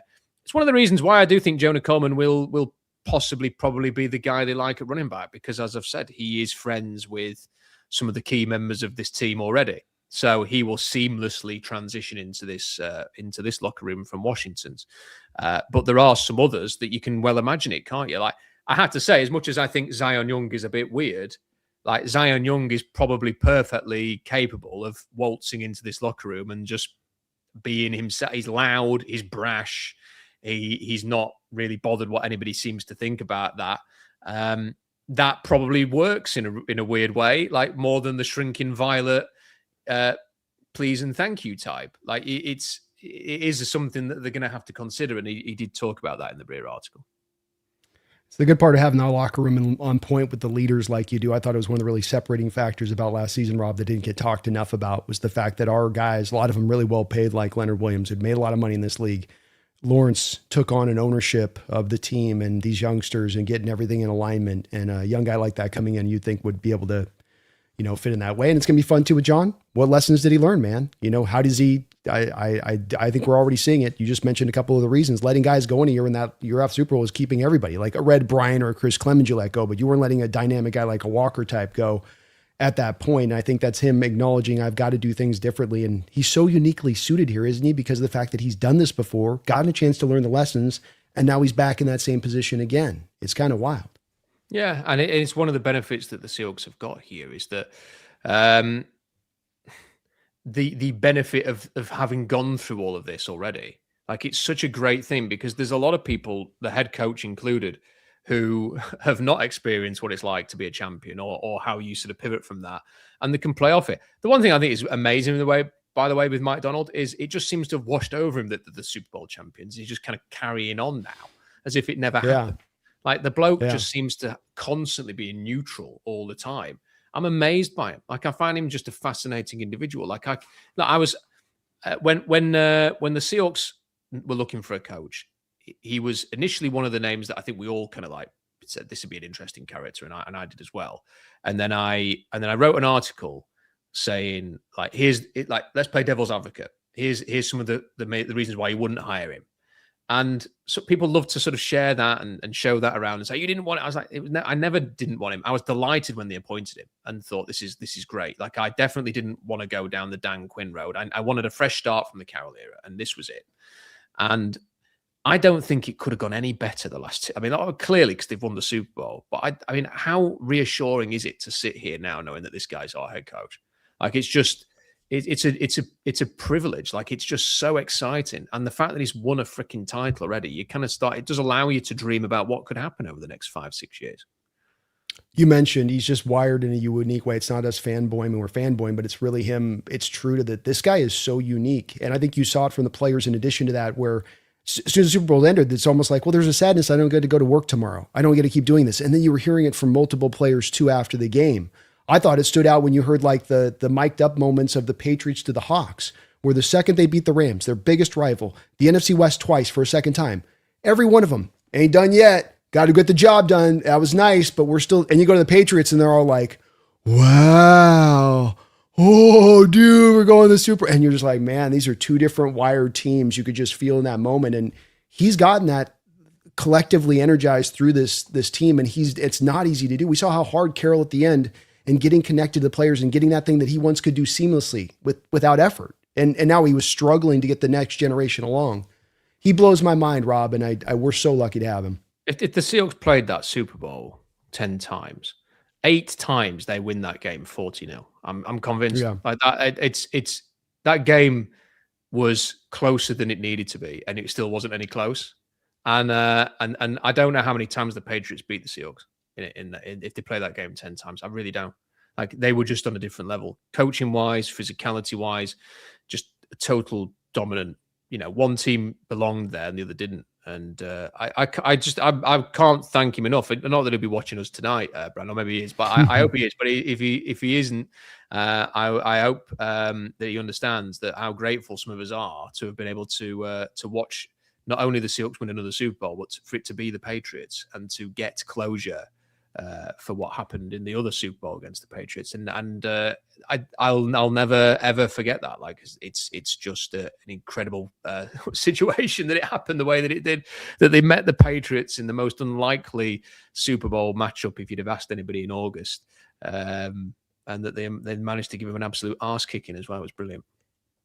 Staggering to have a coach that can be brilliant to the X's and O's, brilliant in building a culture, really smart in game management, just doesn't seem to have any holes to his game. And a lot of things are very next level in what he does. And you just, it's hard enough to find a coach got like one good thing that they can kind of carry with them as a real big strength. And he's got it right. You know, the development, it's been just wild to watch how good he is. And right out the box, he's still in his like 30s, Rob. It's like, just unbelievable. Jeffrey Thistle, thank you for the $2 donations. At least we can stop watching the M's again. You know, they warm up slow. That's that cold weather in the Pacific Northwest. It takes a little bit of time. They're going to get it back, or it's just mid-June-ish or so. Y2K, thank you for the 33 months as a Hawks Nest member. It's Dynasty football time. I'll have to call in. We'll definitely be doing a call-in show for the Dynasties. I guess Dan Vienz is breaking a little bit of news out there. Thank you for this, Mick, for the $5. Dan Vienz is hearing from a really reliable source that the Seahawks are in on Kavon Thibodeaux. What would you give up to do that? I'm going to let you take this one, Rob. Yeah, that doesn't pass the smell test for me, I'm afraid. They weren't interested in him at all in the draft. And he's not had a very good career with the Giants. Like, this is somebody, if we go back, was considered to be the next big thing at one point with Oregon. Like, he was meant to be like the next great pass rusher coming into the NFL, and it just hasn't happened for him. And this is somebody who, going into the draft, was constantly talking about his brand and how much money he was going to make and how he was going to do this and he was going to do that. And the Seahawks are very much, what's their mantra been for the last 12 months? It's been, MOB, mission over BS. So I don't see how Kavon Thibodeaux fits into that. That one, I don't know. I don't have any sources on anything to do with that. I'd be pretty surprised if Kavon Thibodeaux was in their radar, because that would mean that over the last 3 years they have had a complete change of heart on Kavon Thibodeaux, and I've not seen anything. I don't know if you have of his time with the Giants that would make me think that all of a sudden the Seahawks will be interested in that guy.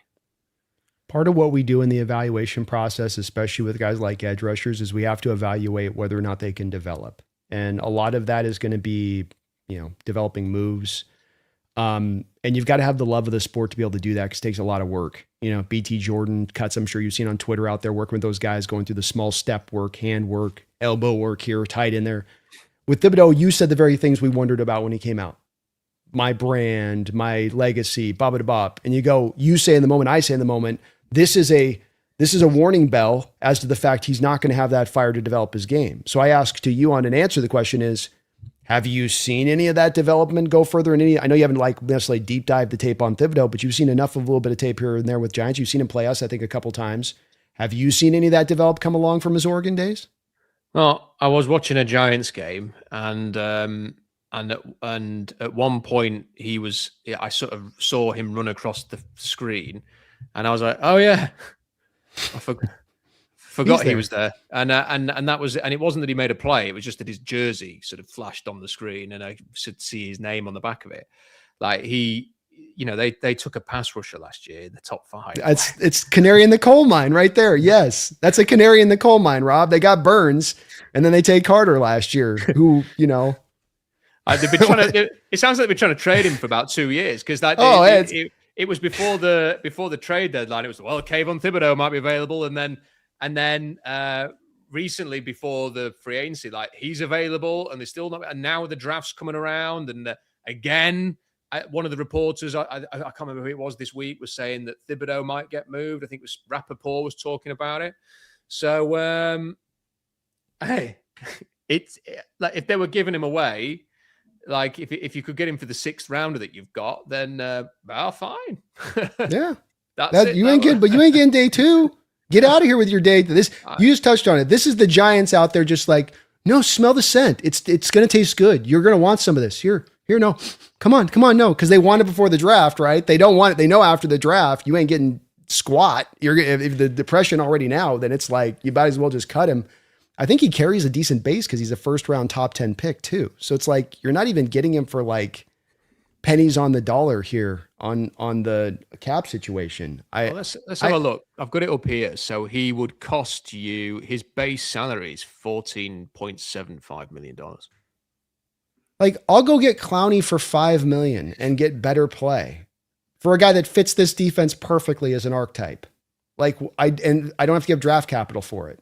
I mean, that to me right there, knowing that he would cost 14.8 million means there's 0% chance of this, because they're not going to acquire him for that and have him take up $15 million of their cap space. They're just not going to do that. And they're not going to sign him and then extend his contracts either, because they don't do that. And 2, they're definitely not doing that with him. So it's a total non-starter. I don't know. Like, again, I don't have any sources on this, and maybe the Giants are saying, do you know what? We'll eat $7 million if you give us a 3rd round pick, and the Seahawks may go, okay, well, whatever. Well, if you're prepared to pay most of that $14 million, we'll give you 96. Maybe that's the kind of arrangement that could happen, which would accommodate a move like this. But it would honestly take that. There's no way the Seahawks are paying him $14.75 million next season. No way. I can. And again, the characters, you mentioned all the character stuff, which I think is valid. We've got a team of freaking dogs. We got a team of guys, of junkyard dogs out there. You're going to add this guy that's kind of like, engine on and off, snapping and snap out. Like, I don't quite understand the fit, no matter how talented he is, if he doesn't really fit in mentality wise. And this guy just is screaming, I don't fit in mentality wise here, but we'll see. Maybe Dan's got it as far as you say, he's got a reliable source. So maybe they're seeing something there that we're not. Let's have a little fun here, Rob. Did you finally watch the movie Draft Day? I asked you last year. You've had a year of time now. I have seen it. I have watched it now. Yes, I have seen it. I asked Rob this question because last year with Rob, I had him on the show before draft, and I'm fond of the movie. It's a guilty pleasure. I mean, I thought it was the most ludicrous thing I've ever seen. Now, I did get through the whole thing. Like, I have turned other movies off in the past that have been like I think are just ridiculous. But I did get through to the end. The preposterousness of it, if that is that a word, it was absolutely ridiculous. But I watched it and I got through it. So yeah, like I'm gonna.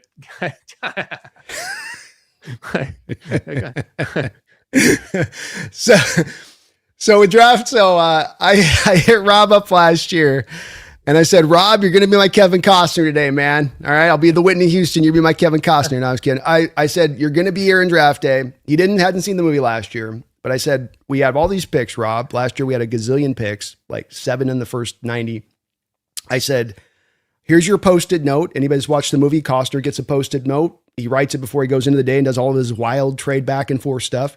And he puts 2 names on the list that he says, I got it by any means necessary. And then at the end of the movie, there's this whole dramatic moment where he unfurls you never get to see the post-it notes, and he shows you the post-it notes at the end, and it's those 2 players. Hence, he got the 2 players he had to get coming in. Now, I posted this last year to Rob. And what did Rob respond to me?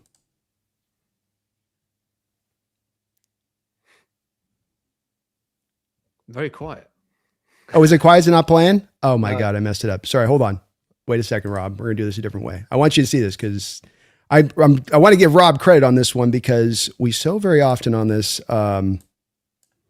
don't get this right in this game. And he got one absolutely blindingly right on this. So let's see if this does it, Rob. The 2 players I'm going to name are going to be, I think Elijah Arroyo is ideal for the scheme on offense. So I'm going to say him. And I think that would give you the chance to have, he's not George Kittle, because who is, but I think his blocking's not as good as going to be as good as Kittle's. But I do think he, as a pass catcher, could be that same level of talent.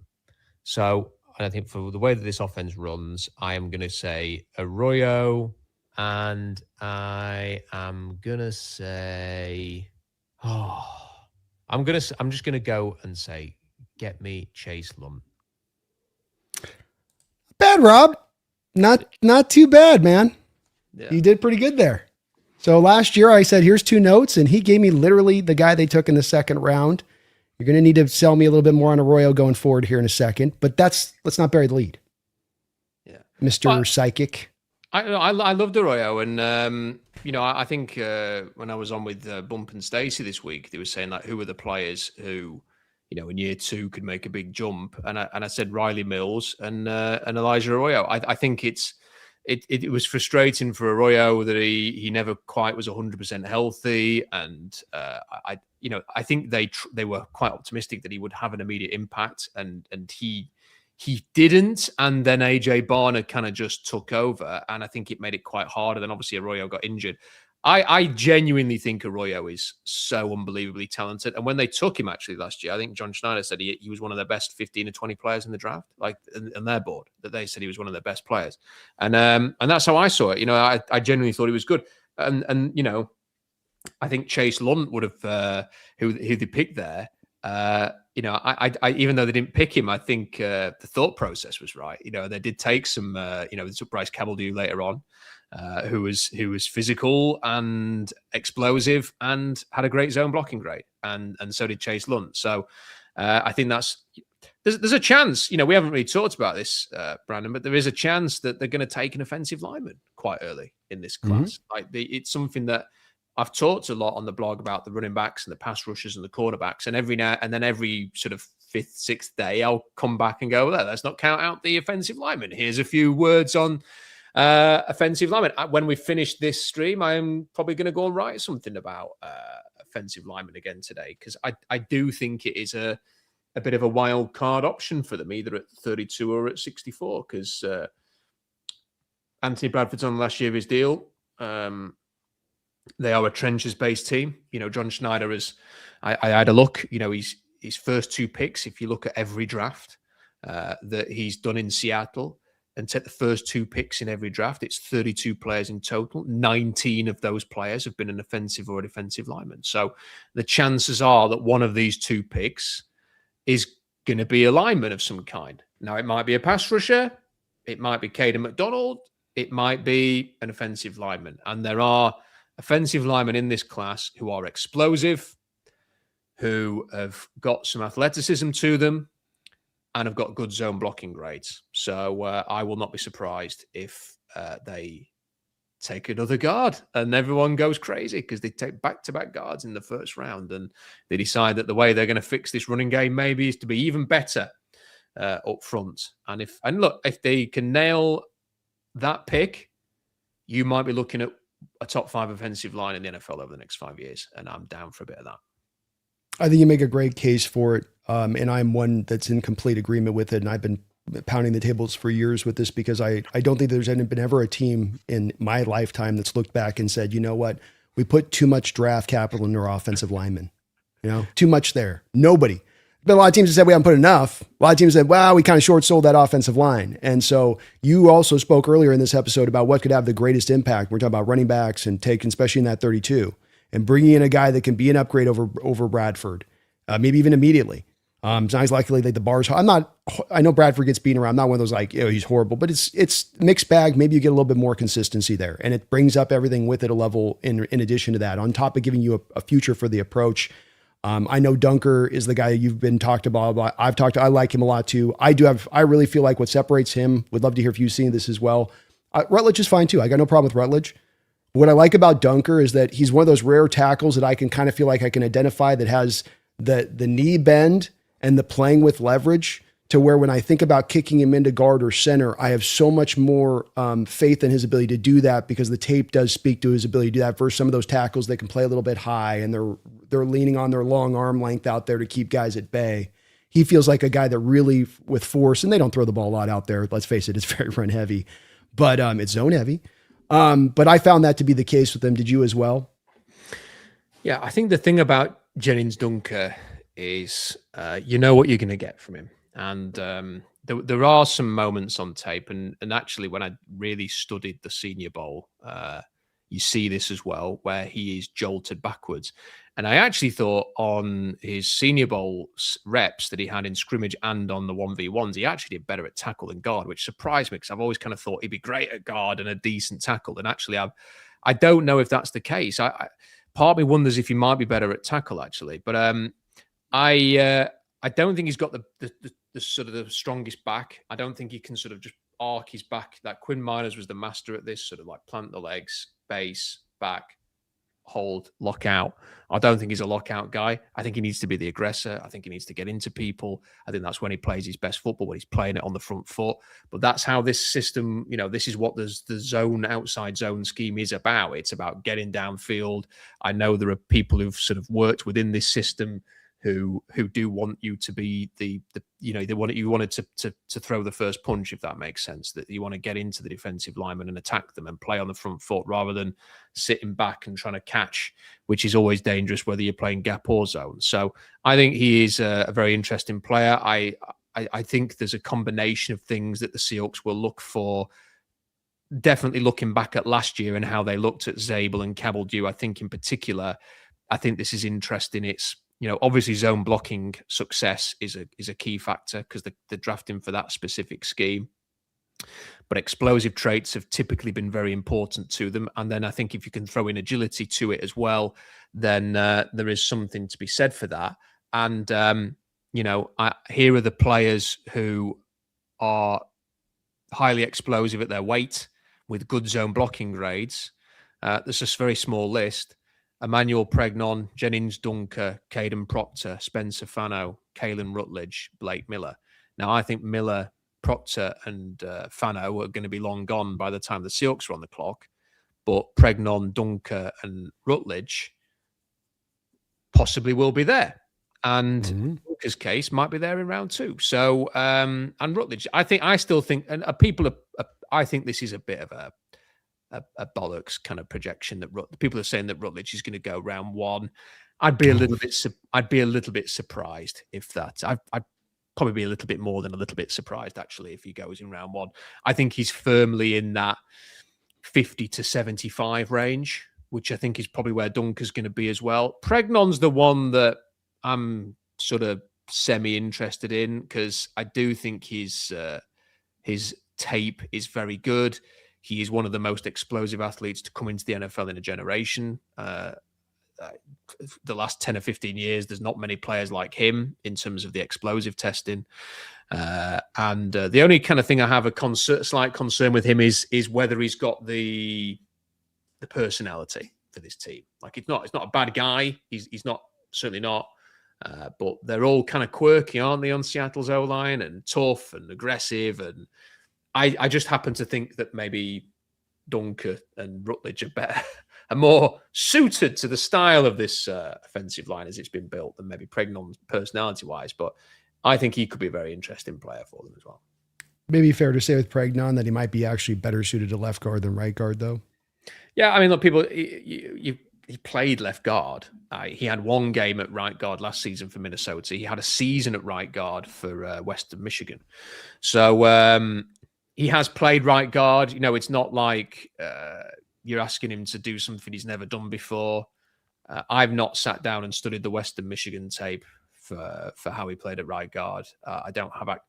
I might be able to find some of that from 3 or 4 years ago, but I can't be asked really to go back and look at that when I've got the tape. I wouldn't expect you to. You know, I've got one game of Minnesota versus Oregon to look at for that. I think he could do it, but undoubtedly, if you're thinking about Rutledge played right guard for Georgia Tech, like it's a natural position for him. And with Dunker, he's moving over once. He's played on the right side his entire career. So I'm very interested in an offensive line pick in the first 2 picks. I like picks in the trenches. I think the Seahawks have shown and the Eagles have shown recently that if you do not have Patrick Mahomes, then maybe the best way to win a Super Bowl is just kick the crap out the other team in the trenches. And I think the more talent you can add there and just keep adding and keep adding and keep adding D-line, O-line, D-line, O-line. So what Ron Wolf's mantra was, it was trenches, trenches, trenches. So I'm down for that. You don't regret it, man. I just don't think you do. And we've gotten the benefit of, it's when part of the 2 things happened with John to me when he finally got the vice presidential control kind of taken away from Coach Carroll 3 years ago.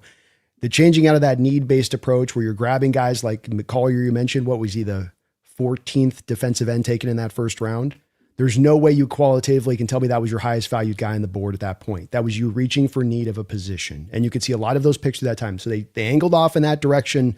And that was one of the spots that he did so, but he also invested in offensive line immediately. 1st round pick on Cross, 3rd round pick on Abraham Lucas. And you kept doing that as it was carrying through. And we've gotten the fruits of this. Let's keep it going, in my opinion. We did get a little bit sidetracked. I want to go back to Arroyo. I like Arroyo as a pass catcher a lot. The 2 worries I have, and the thing that I just didn't think was given enough weight last year, and I still maintain on this, that are part of the things that are still maybe not given enough weight with it on that situation. When you talk about taking him in the 2nd round, because I liked him as a prospect, to take him that high, you're doing it for the pass catching and for the difference making as a catcher. Because I did not think with him that the health thing for a guy that did not hold up throughout his college career, didn't even hold up at the Senior Bowl with the health standpoint. And then multiple times over in his first year is injured here with us. And then the other aspect being is that as a blocker, we got to feel from him what you get from him as a blocker as well, that fit to what it was on college tape with him in Miami as well, where he blocks like an H-back. He doesn't block like an inline guy. And so I kind of go, when I'm doing the math on that guy in the pick in the 2nd round, and I'm going, that the math didn't quite bear out to me on that. I'm very hopeful for him as a pass catcher. I think everything you say to him about as a pass catcher, his Kittle ability and upside is true. And I wouldn't try to push back on you that, but I just don't know how much weight's being given here to some of these other factors on that when you're making that kind of pick, especially with the health, when it's not just a 1-year issue, but an issue that, had been plaguing him throughout his college career. Yeah. When they made the pick, I celebrated loudly.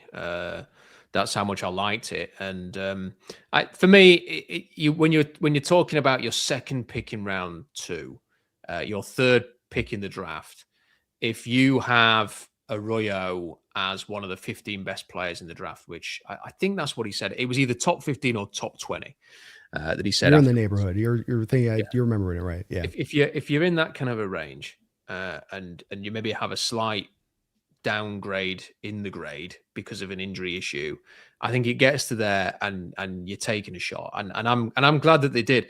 I still think there's so much potential with him, like the way he was running the seam at Miami. That's that sort of inevitability that it's 3rd and 8. He's going to run around. You're going to struggle to block him. He's going to make the play. That was the thing that he would do so well at Miami. And I thought he could easily do in the NFL level. I think on the shorter stuff, his release was really good. I think he can stretch the field down that seam. I think the way that he boxes out opponents means that eventually he will be a fantastic red zone threat. I think the thing that annoyed me most with him last year was I don't think he just understood what he was doing enough in the scheme. Like there was a few plays. The Rams game is a good example of this, where he's running the wrong route and then Sam Darnold throws it to the spot that he's not there, and it gets intercepted and everyone like piles on the quarterback. apart from Ernest Jones, as it happened that after that game.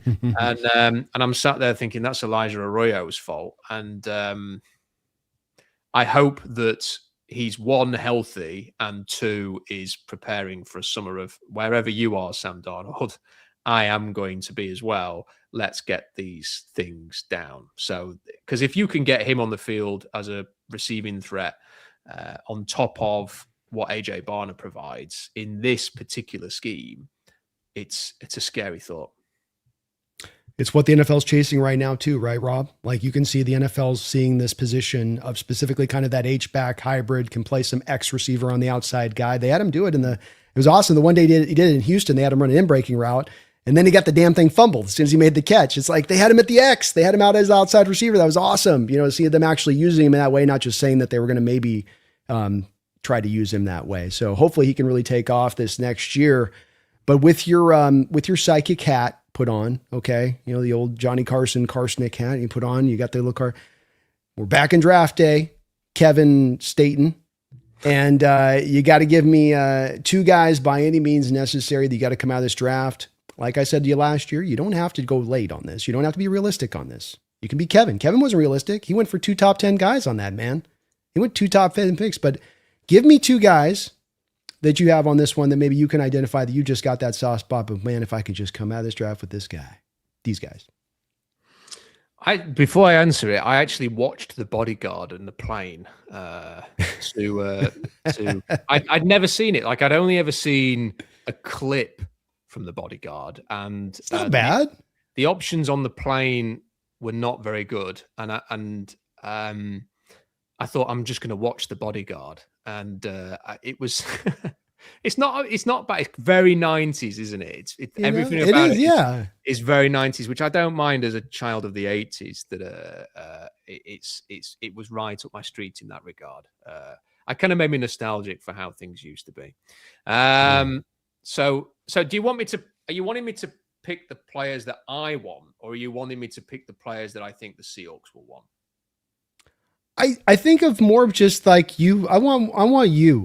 Give me the 2 guys to you that are, and it can be a late guy and it can be an early guy, or it can be just 2 early guys, or it can be 2 late guys. But it's 2 guys that you just like, this guy's not, maybe, you know, as much as anything, maybe just not given enough credit to you. Maybe he's a guy that's being kind of celebrated, but you're looking at him going, I still think there's something to this. Kind of like you did with Arroyo and Lunt on that last year. Well, the players that I have found that I'm quite intrigued by one player that I think has really got a future is Ezekiel Masses from California. I think there's a lot there to like. Now he's a playmaker and he takes some chances, but I just, when I watched the tape, for me it was one of those moments where I watched it and immediately wanted to write him up. Like, I watch him and then I'll come back to that, and I was like, wow, I want to write this guy up now. And that only happens 4 or 5 times. So I really liked watching him. I have him in round 3, but I wouldn't care if they took him at 64, frankly. Like, he's very much at the top of round 3. Like, the way that the Dallas Cowboys would grade, he would be a 1-3-0. So that's where I would have Ezekiel Masses. I think he's got a real chance there to be something. And I think Chandler Rivers as well is kind of in a similar vein in that regard. I do think they're 2 players who can really do something. And I'm kind of just throwing out loads of names now, which is not what you wanted. But I think I want these guys you got the soft spot for, because we talk about guys we like, but give me something that they, you know, these are the ones that no, these are a little horse of another color. So when I watched Will Lee, like, there was definitely like instances where Will Lee got beat, and I'm thinking I wasn't worried about it. Like, I think you can fix that. And what Will Lee is he's tough, he's physical, he's explosive. He is going to mix things up. He's kind of like someone that you do want in the trenches, and not obviously in the trenches literally, but sort of in the trenches in terms of going to war against some tough teams. I think Will Lee at the cornerback is somebody that could do that. So there's those players. There are a whole bunch of late round guys that I really like, who I just think are smart, tough, reliable players. You know, whether that is Dalton Johnson, the safety. I really enjoyed watching Jacoby Thomas. Deshaun Singleton, I enjoyed watching. They're all safeties. Keyshawn Elliott at Arizona State. I've got the Arizona State hat on today in part because of him. Bryce Bircher at Oregon, I really enjoyed watching his tape and just found that he was around the ball an awful lot. I think the two Texas A&M defensive linemen, Tyler Onyedim and Albert Regis, have got something about them. I think Jordan Vanderberg, I really didn't want to watch him because I know what he is. I know that he's flashy and like exciting on the highlight reel, but has been like flattering to deceive for 4 seasons now. And yet I watched his final season at Georgia Tech and was actually really surprised by how good it looked. And I just, there's a bit of a kind of like take him on day 3 and he could end up being a Riley Mills type there thing going on. So I think he's interesting. My word, there's so many players.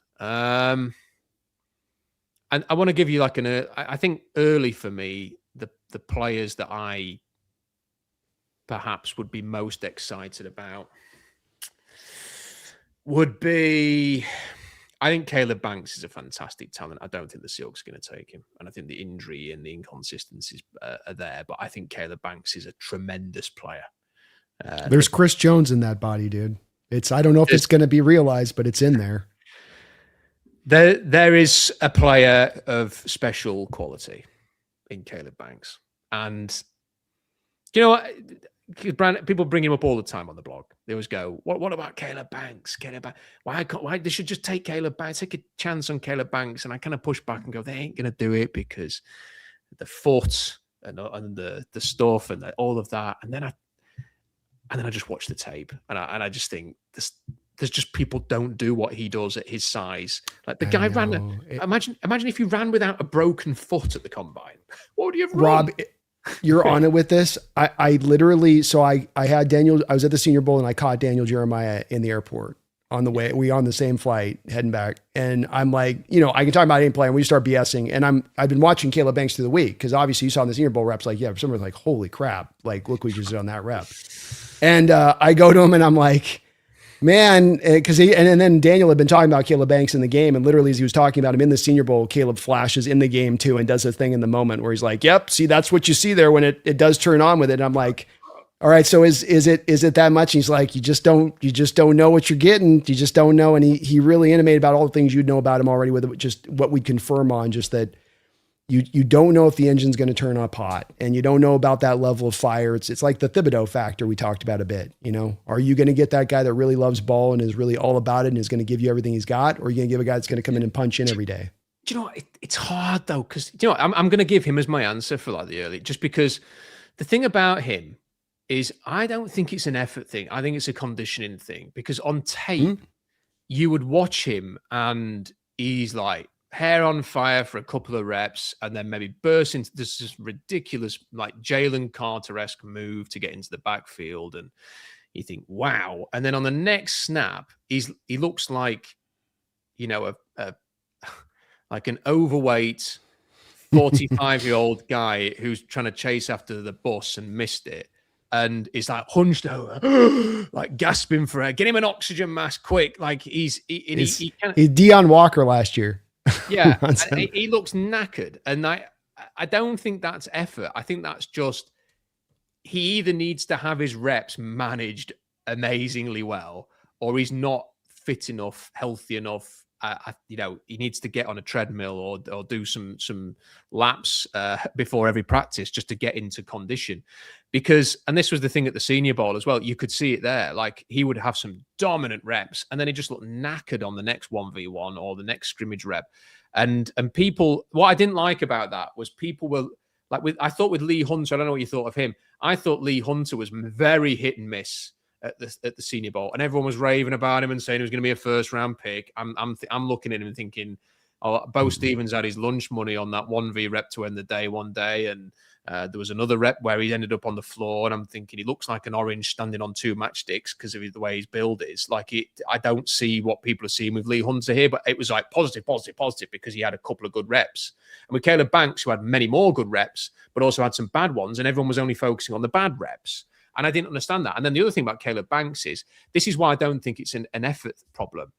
He could have shut it down last season, completely shut it down. He didn't need to come back and play the last few games for Florida, but he did. He did. He went back and he wanted to play for Florida. And I respect the heck out of that because Jermod McCoy didn't do that. He could have come back and played and he chose not to. Caleb Banks went and played. And then Caleb Banks went to the Senior Bowl and played his arse off. He might be tired after every third rep, but he played his arse off at the Senior Bowl. And then he went to the combine and ran and broke his foot again. And like, you know, it's you've got your head in your hands and you think, what's going on? Like, can this huge man who is just bigger and faster and stronger than most humans on earth, can he ever stay healthy? Well, here's the thing. If he can, you are going to get Chris Jones. And Chris Jones is 1/3 of the reasons why the Chiefs won 3 Super Bowls. So I'm almost inclined to say, why not? Like, if any team could take the chance, I mean, there's the teams that should and could take the chance for me are Rams, Niners, and Seahawks. Really, like they're perfectly suited to taking a chance on a guy like this. I'm kind of thinking maybe we should just talk about that more, but I don't know. Well, no, I think you should, because is this not a draft that we're talking about? If we had a theme of this draft, we'd be saying high floor. I mean, I go through these players and I'm like, well, there's some floor there, but I don't know where the ceiling is. I don't see any ceiling. This guy's topped out. He's a fixed. He is to what he's going to be. Maybe you get some instant returns on that, but I don't know if that's a real like all pro or difference making level guy. Here in Banks, you have the ceiling. Here in Banks, you actually have the upside that's missing on so many of these prospects in the draft, including Hunter. Hunter doesn't have anywhere close to the ceiling of Banks. He's not in the neighborhood. He's not in the vicinity. He's not in the zip code. You know, he's a try hard with, like you say, some balance issues. And so I agree, man. I mean, if you're going in the first round, is that not what you're supposed to be doing in the first round in principle anyway? Is yes, going for value, but also seeking out upside rather than going for floor? Do you know what? There was a period, I'd say it was about November time, when I had a chat with someone and they said Caleb Banks will go in the top 20. And he was injured, so I'd moved. I'd not published a mock draft, but I kind of always have a mock draft on my notes, and I'm always playing around with it because I'm a boring person.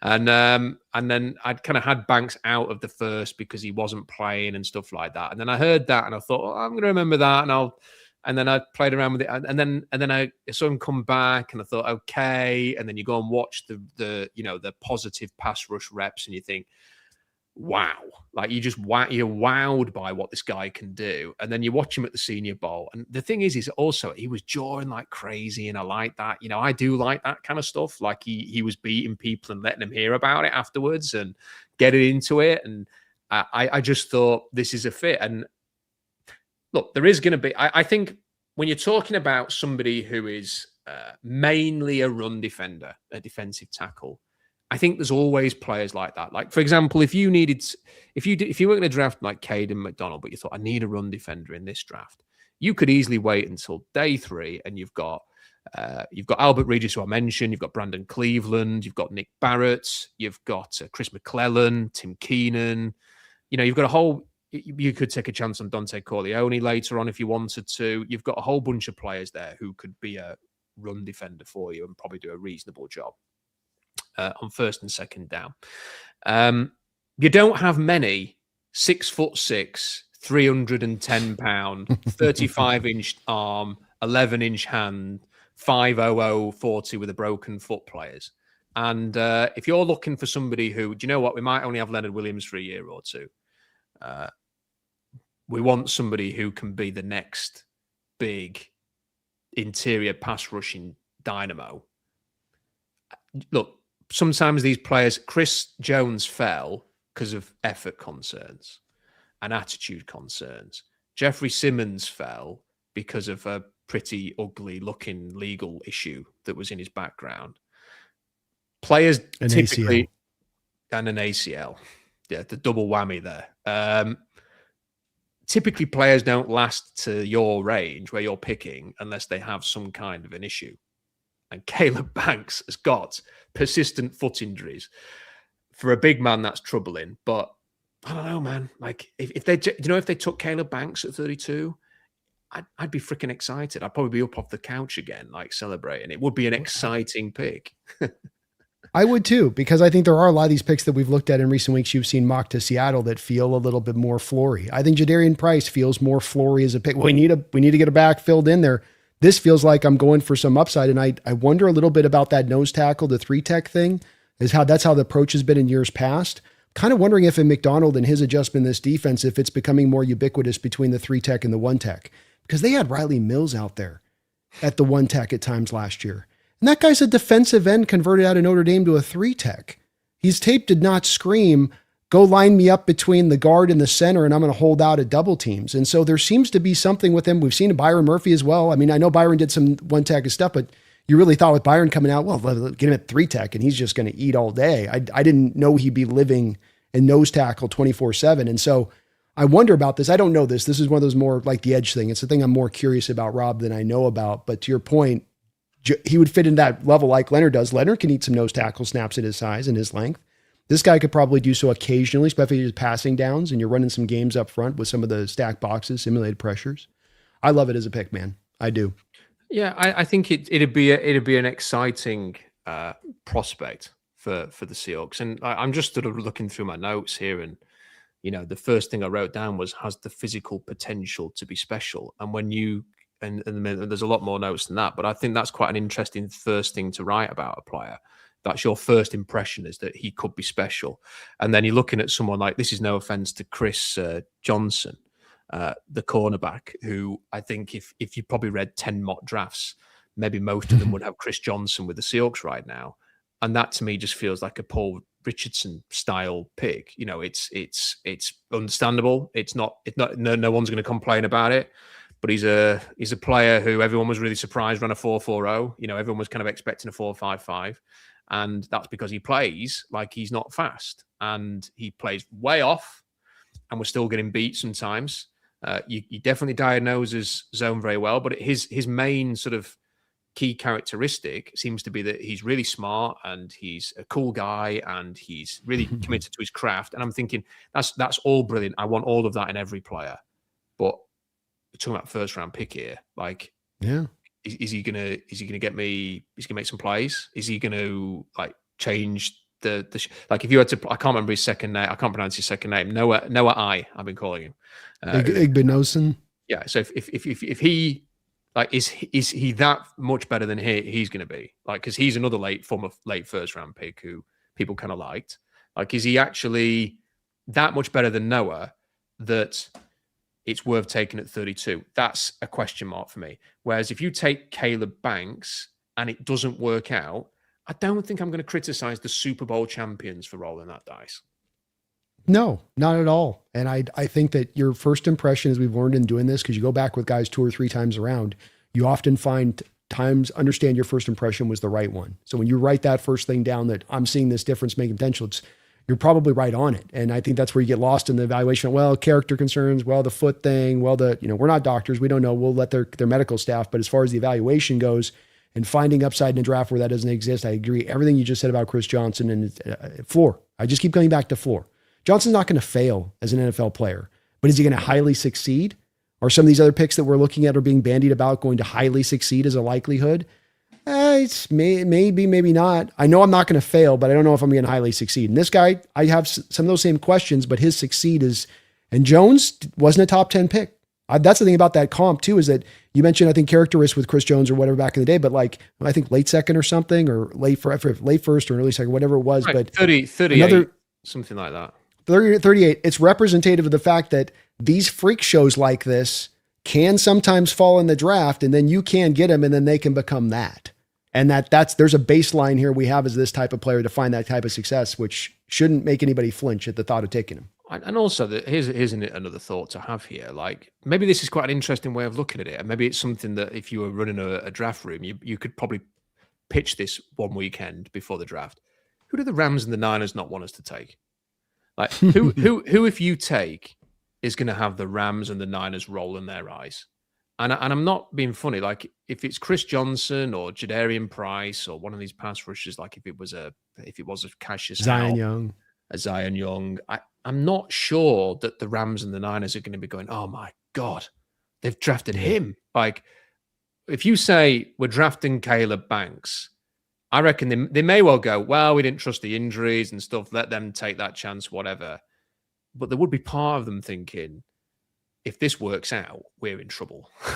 And I I like that thought. I think in a crap draft, if that's what this is, if that or a thin draft, I shouldn't call it a crap draft. If in a thinnish draft lacking depth, I think maybe roll the dice on somebody like that. I can't, this is why I like having this kind of extended conversation, because I feel like now I need to go and write about this. Like I need to go and talk more about Caleb Banks, because they may not draft him. It may just be the injury issues are too much, but that is an enticing player.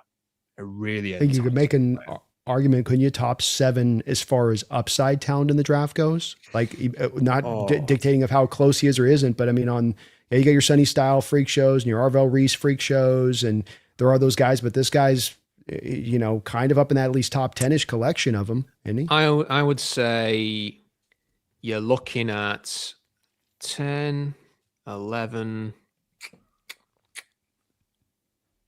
I'd say 12 for 13th. Most interesting, like physical potential talent. The complete mix of him. If you just take the injuries out of the everything and forget positional value, 12 for 13th. If you then sort of want to include the positional value, higher. And then obviously if you want to include the injury issue, lower. But that's what you're talking about at being available at 32. And maybe that's the thing. Like if your doctors say you can't draft this guy, he won't be able to stay healthy. No, it's off. Yeah, 100%. We're operating completely from the assumption they're like. But Brandon, they took Elijah Arroyo a year ago when the Rams decided that Terrence Ferguson was a better option for them. So clearly some teams had said no on Arroyo, and the Seahawks said the value's too good, we're taking him. Maybe they're going to do that with Caleb Banks. Who knows? Jackson too, dude. So Jackson's also a recent example we have of a guy that we got a story came out from the Jets this week that the Jets, partly of why they passed on Jackson was the hamstring. So another, place where their doctors give the okay on it. And I think we're going to both rubber stamp this one and say, yeah, all day long. This is what great drafting is about, is that you let guys fall into your lap for reasons that you are comfortable with, and that there's always going to be risk in every draft. There is no pick that you make that doesn't have some kind of risk. Why not go for that upside, especially when you're talking about the first pick of the draft? I just hope they take Caleb Banks now, so that in a year's time, you can play you're selling on me too, man. I'm getting to that place too here. As the more we talk about this, because I'm like, yeah, that is kind of Chris Jones, and like starting to think about all that, and then you'd have all the contracts hitting right. Like, okay, Leonard's the old guy, and then once Byron Murphy's young, we still got Mills and this guy on the rookie contract, and Jaron's off, and now we're load balancing everything contractually right, and I can see the dream here, Rob. I'm telling you, I can see the dream. Industry Worth, thank you for the $10 donation. Really kind of you for doing that. It's good to see you in the house too as well. Robbie Red with the $2 donation. Seahawks equal Tool, while the 49ers equal Nickelback. I like that comp. Nickelback might be too kind for the Niners, though, at this point, Rob. We'd have to go a little bit more. Yeah, I was trying to think of something clever to say, but it's sadly bypassed me, that one. I don't have a funnier answer than Nickelback, so I'm sorry. Yeah, if Nickelback's pretty good, or In Sync or something like that, maybe. I don't know. Along those lines. Thank you, Robbie. Daniel Bailey, thank you for the $5. Appreciate you for that. NFC West has 3 top 5 coaches, but where does Mike Mack rank among the top 3? And why? If it is too early not to make him third, what does he need to do? Well, I mean, he's 2 of the 3 have won a Super Bowl. So I think immediately you have to put them as 1 and 2. I mean, like Kyle Shanahan is clearly, I think he's an excellent coach, but he's been to 2 Super Bowls with 2 loaded teams and hasn't won either of them. And equally, I think carries a significant portion of he was the reason why the Falcons got to the Super Bowl. Let's make no mistake. It was because of his offense and what he did for Matt Ryan. But then he blew it with his play calling at the end of that game, and they lost that game when they had no business losing it from 28-3. So I think you have to say he's 3, even though he's an excellent coach and will be 1 in most divisions. The 2 Super Bowl winners have to be 1 and 2. I don't think you can separate them. I think McVay has had the better of McDonald in the last season, even though, and it's weird, and McDonald has won the 2 games where I would say that McVay had the answers there. McVay moved the ball too easily against Seattle in week 16 and in the NFC Championship game. and Mike McDonald's defense did not really throw any punches. And the weird thing is that Sam Darnold won both of those games for the Seahawks with the offense. And that's weird to say, that in that matchup between two great coaches, the offense won the day. But I don't know if that means you put necessarily Sean McVay ahead of Mike McDonald, because McDonald's defense was brilliant for every game other than the Tampa Bay game and those two against the Rams. So I think you'd probably say 1A and 1B for McVay and McDonald. I'm in the same place you'd be on this one. I think he's been instantaneously great like Mike was, so it's hard to knock him for that. The 2 Super Bowls, and he's continued to refresh that roster and keep it rolling, and then making the right decisions in his development of players within there. I think he's been just top of the end, but Mike his star is soaring, and he's got the guy with the arrow going up as much as anybody at this point. So we don't know where his ceiling is going to lie on this. Versus where maybe got more of a feel for it with Sean and Kyle at this point. And Kyle does feel like he needs a little bit of a reinvention to me. Not full on like change everything, but like he needs to go through with some spring cleaning, as we're in spring here, Rob. You're kind of get the feeling if it was ever going to happen for the Niners and him, it would have happened by now. There's that 10-year coach rule, man, where they get stale like bread. And you just it can not even be like he's lost his pitch, but just he has to go to like we just saw Harbaugh do to the Giants. It's like you just kind of wear out your time and you got to go to the next spot. And I think it was great because, they did ever so well last season with all of the injuries to get to 12 wins. And then just as they were starting to believe, the Seahawks absolutely hammered them twice. And that was the season over. So it's just, I just enjoyed them. It was a lot of fun. Yeah, it was, it was last season was so savoring, winning it twice in their house. Oh my God. It was like a dream season. I mean, I'm still looking out for years to just like dream season. It really was. Yeah. You just can. Industry says, shout out to the 85 people who liked the stream. Thank you for that, Industry. Please do hit that like button. And again, let's go get subbed up over to Rob's side. He's been with us kindly well over 2 hours of his time as I've ripped him over here and forced him here for long. But, do me a favor, hit that link down in the description section. It's right there. Just click the link, get over to Rob's side of the channel here on YouTube and hit that subscribe button over there. It's free for you to do so. And again, he's been so kind to come over here, not just this time, for a variety of times here on this channel. But thank you, Industry Worth, for the let me know on that. And Feed Me OG Hawks member, thank you for the $5. Does Rob still think we're the team to beat, or does he think the Rams passed us? Even though we go off past season, not paper warriors, ask 2025 Minnesota Vikings. Well, I know who the team to beat is, in my opinion. It's the Seahawks, because they're the champions. They physically dominated the Niners and the Patriots in the playoffs, not just beating the Rams. They should have... how can I phrase this? They could easily have gone undefeated last season.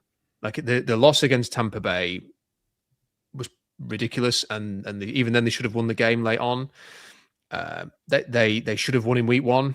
That was a classic week 1 snafu performance. Like everything was a bit kind of early seasony, and they blew that one.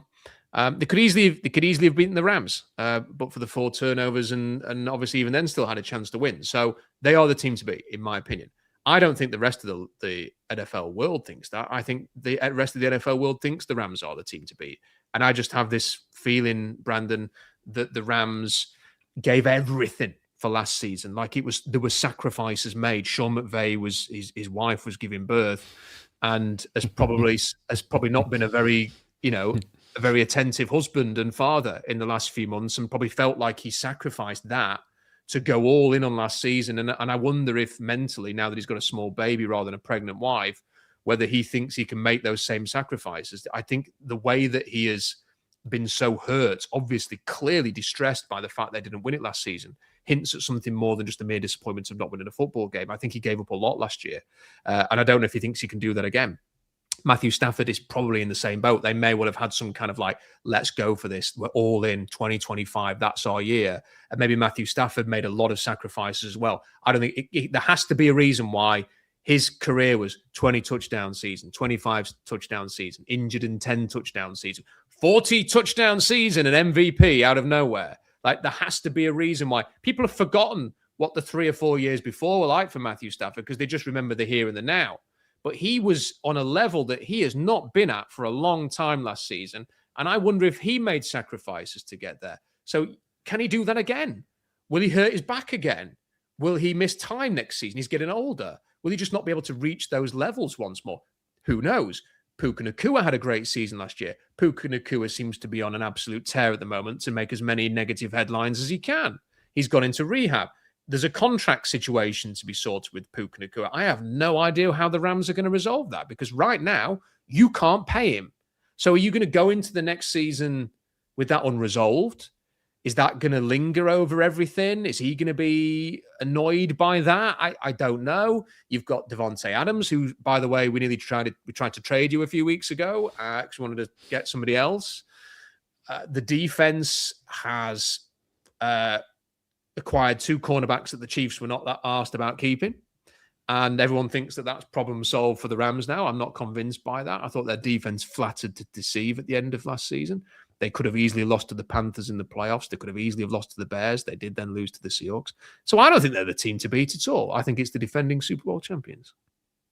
Amen. I can't throw a lot on that, Rob. There is a part of this that I think is another part that these experts, these pundits, and these national folks are also not taking into account.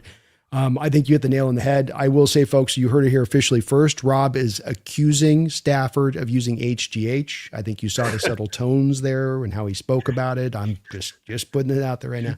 You're throwing the LeBron James allegations out there at Stafford. I sensed it. He's in LA. LeBron's in LA. I know where you're going with that. I know you're inferring. At least he's not holding hands with Diana Rossini. There we go. There's that. Not yet. His wife's a little wire, though. I don't know. No, but if you believe Twitter, maybe it happened in the past. But I don't know. You remember the wife's story about the college quarterback of Georgia that she hooked up with just to make Matt jealous? Remember that she did on her podcast last year? To be honest, I have to say, I don't know if this says a lot about me. I have thoroughly enjoyed the tweets and my For You timeline for the last 2 days has been full of like previous rumors from Sean's time in Washington and Diana's time in Washington as well, and fights with other reporters and stuff. And I have no idea whether any of this is true, but everyone has seen it now on social media. There's no point pretending that people haven't been tweeting this stuff. I have been very gossipy and enjoying all of this content. You got people turning over that stuff like the JFK assassination stuff with like just Rossini clips here and like, we got another one. We got another one, boys. Got her again. Some of the stuff that she has said is pretty wild over the years. She's been like, nobody's watching. Careful, their receipts are out there. They definitely are. Back to your point with this, I agree everything with what you said. The Stafford health, the Puka, all of it. I mean, you got to put all that in the pile. And part of this is a projection. When you're talking about who's the number one team, well, you're projecting out. You're not just saying they've added players. How does this thing project? And that's an older roster a little bit in certainly key areas. And you mentioned the health aspect of it. Well, you know who has the youth? We do. We're the 3rd youngest roster that won the Super Bowl last year. And the thing that nobody's done that I don't get is that if a roster is the 3rd youngest in the roster in the Super Bowl and they won the Super Bowl last year, and you're returning almost everybody across the board this year without really, insane lot, then how is that team not more improved? Is that a wild jump to make? I was convinced there was no issue with anything to do with the Seahawks' ability to be strong again next year. The minute that Ernest Jones got on that microphone in that parade and described the rest of his teammates as badass MFers. So as soon as I heard that, I was completely convinced that this was going to be another successful season in 2026. Yeah, I think we're going to be even better. I don't know if the recordness, we had an easier schedule last year. It's going to be a little harder this year, but I do think we're a better team, and I still think we're the number one. And it's wild to me that it's just, again, they don't understand us out here. I think they don't understand Seattle. The national perspective doesn't understand Seattle. They don't know why we were good last year and how we shocked everybody. They're still wrapping their head around it, in my opinion, a lot of the way that they still look at this team. And you can see it with the way that they instantly wanted to put the Rams up there with like the first move they made. Oh, they've overtaken them. They got them.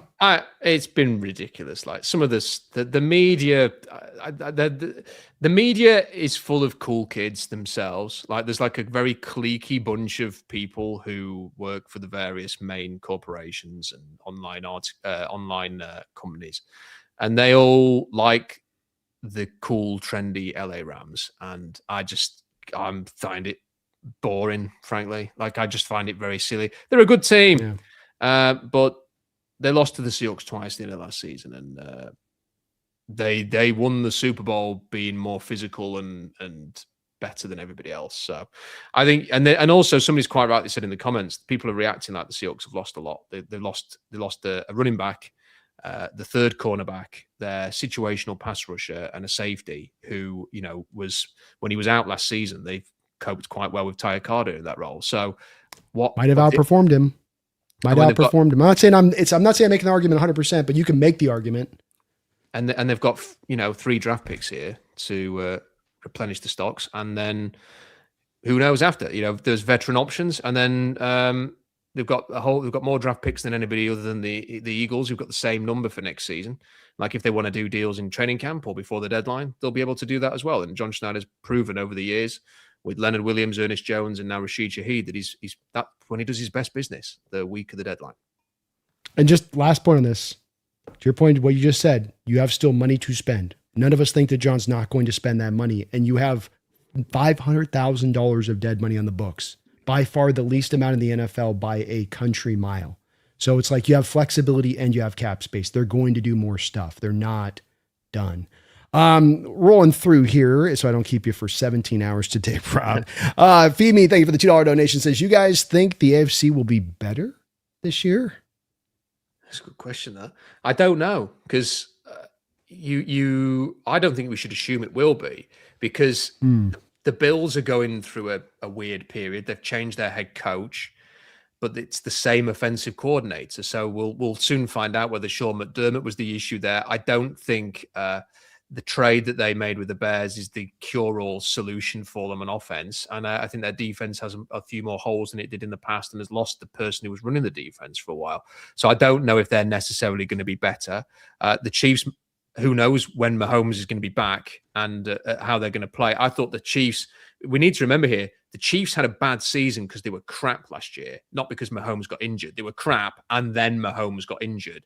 And you just wonder a little bit whether, has their star fallen? Are they in sort of 2017 Seahawks land now, where they need a bigger reset than they're perhaps thinking? The Ravens, I have no confidence in at all, and then the Bengals, like if they could keep Joe Burrow healthy for 17 games, they'd be a real threat, even if the defense stinks. But I just don't know if they can. Like, and who else is there? The Patriots look like a paper tiger to me. The Chargers are a tough team, but do you have any confidence that they would be in the Super Bowl mix? I have a hard time with that. I do too. When they lost their DC, and it's like they're just kind of treading water from what they did last year, hoping eventually the Herbert bomb finally goes off. The Broncos should have lost to an awful Giants and an awful Jets, and they had the most incredible one-score game luck last season. So I don't think they're as good as perhaps some of their fans think. So I'm going to answer no to that question. Yeah, they're not. It's unfortunately like the Bills seem to be hampered by the Allen contract, and now they're turning his pockets inside out. And he's like, oh, DJ Moore, Indianapolis Colts with the 2 first-round picks for Sauce Gardner, which was ridiculous last year as a trade. By the way, my nickname is for Sauce Gardner. I call him the Handsy Ramsey. Yeah. I can't believe that they got 2 first-round picks for him. Oh, they just fleeced. The Jets just completely, fleeced it. But there's just these huge questions. The Chiefs, when they got back to realizing what they needed to do to fix their ways, when they lost the Super Bowl to the Buccaneers, they realized we got to reinvest back in the offensive line.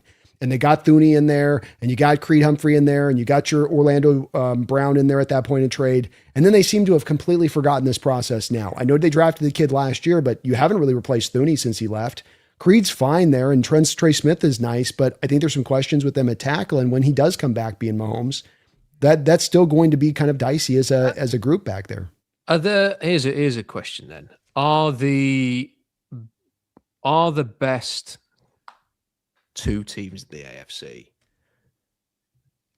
the Jaguars? Maybe the best 3. Who are the best 2 teams? Oh yeah, I mean the Jaguars finished really strong last season. Like all of a sudden, Trevor Lawrence was a massive playmaker, the head coach there, he might not be able to say Duval very well in a press conference, but has clearly got things motoring with everything, all the weapons there. And the Texans, like CJ Stroud's a question mark, isn't he? But defensively, they're so good that if he could just find a level of Sam Darnold stability, they would be a tough out. So I don't trust Stroud based on the way he's played for the last 2 years. But I do kind of wonder a little bit whether the Jags and the Texans are the two more interesting teams in that conference now. We were on it with the Jags, and it was interesting to see the news finally that they got their head out of their ass with Hunter and realized they got to stop with this crap on the two-way and pick a lane. And so they're picking a lane with him, which is good to hear. Same point in time, they're playing the compensatory game this offseason. So you're going to let Devin Lloyd walk? You're going to let Devin Lloyd walk? Really? They don't rate linebackers in LA, and he's come the GMs from LA. Don't. Yeah, I guess not, man. It's to their detriment, though. And then you see the Rams doubling back on Landman this last year. Where okay, now we will that we realized our mistake. It's like too late, assholes. It's like sorry, you missed the boat on that one. So I don't know, man. I think with Houston, the thing that I don't get with them is why you take these quarterbacks and then you don't give them the protection. They've treated the offensive line like the redheaded stepchild of that team. And then they came into this year and every year seems to be a worse approach, Rob. They take a worse approach every year, not the better. It's reducing, it's eroding, it's deteriorating. Yeah, I don't understand their plan on the offensive line. I never have. I think Nick Casirio's O-line decisions are all over the place. And like at Kenyon Green, we all get stuff right and we all get stuff wrong. I had like a 4th, 5th round grade on him, and he was taken like 15th overall by this team, and he's been a complete disaster, and he's been cut and he's moved on. The decisions they've made this offseason to me don't. And the other thing is that I can't help but feel like when I was watching those playoff games, and I liked CJ Stroud at Ohio State, I think he had something to him, especially that game against Georgia was unbelievable. But it's not, that player's not there anymore. At this moment in time, CJ Stroud is not a reliable quarterback. And I was watching them in the playoffs when he was having his epic meltdown against the Patriots, and I just couldn't help but think like Davis Mills could just manage the crap out of this game and you would win. Like, and I don't understand. Like, if I was them, I would have been going into this offseason sort of dangling the carrot at the combine, going, does anybody want him for 2 firsts, a first and a second? Does anybody want to invest in CJ Stroud and give him a new lease of life? And we'll roll with Davis Mills instead. Because I just think you are coming to a point now where they've taken the 5th-year option on him. You've got to make it. He could easily be the next $50 to $60 million quarterback who's the next Tua Tagovailoa, who's not worth it. And I think you've got to make quick decisions with quarterbacks. And that, for me, after 3 years, I don't think he's necessarily the answer. Now, maybe in 12 months, he'll do a Trevor Lawrence and we'll all go, thank God they didn't do what Rob Staton said a year ago and get rid of him, because now he's fantastic. But I'm not convinced. I think it's the cumulative, Rob, is it not? I mean, this is the thing that I think happened to Geno, I think, where Geno played really good at first, and then over the years, as time went on, he started getting bashed year after year after year, and you're throwing 70% of the time in his final year. You put these quarterbacks under that onslaught for a 2-year period, and you get them broken.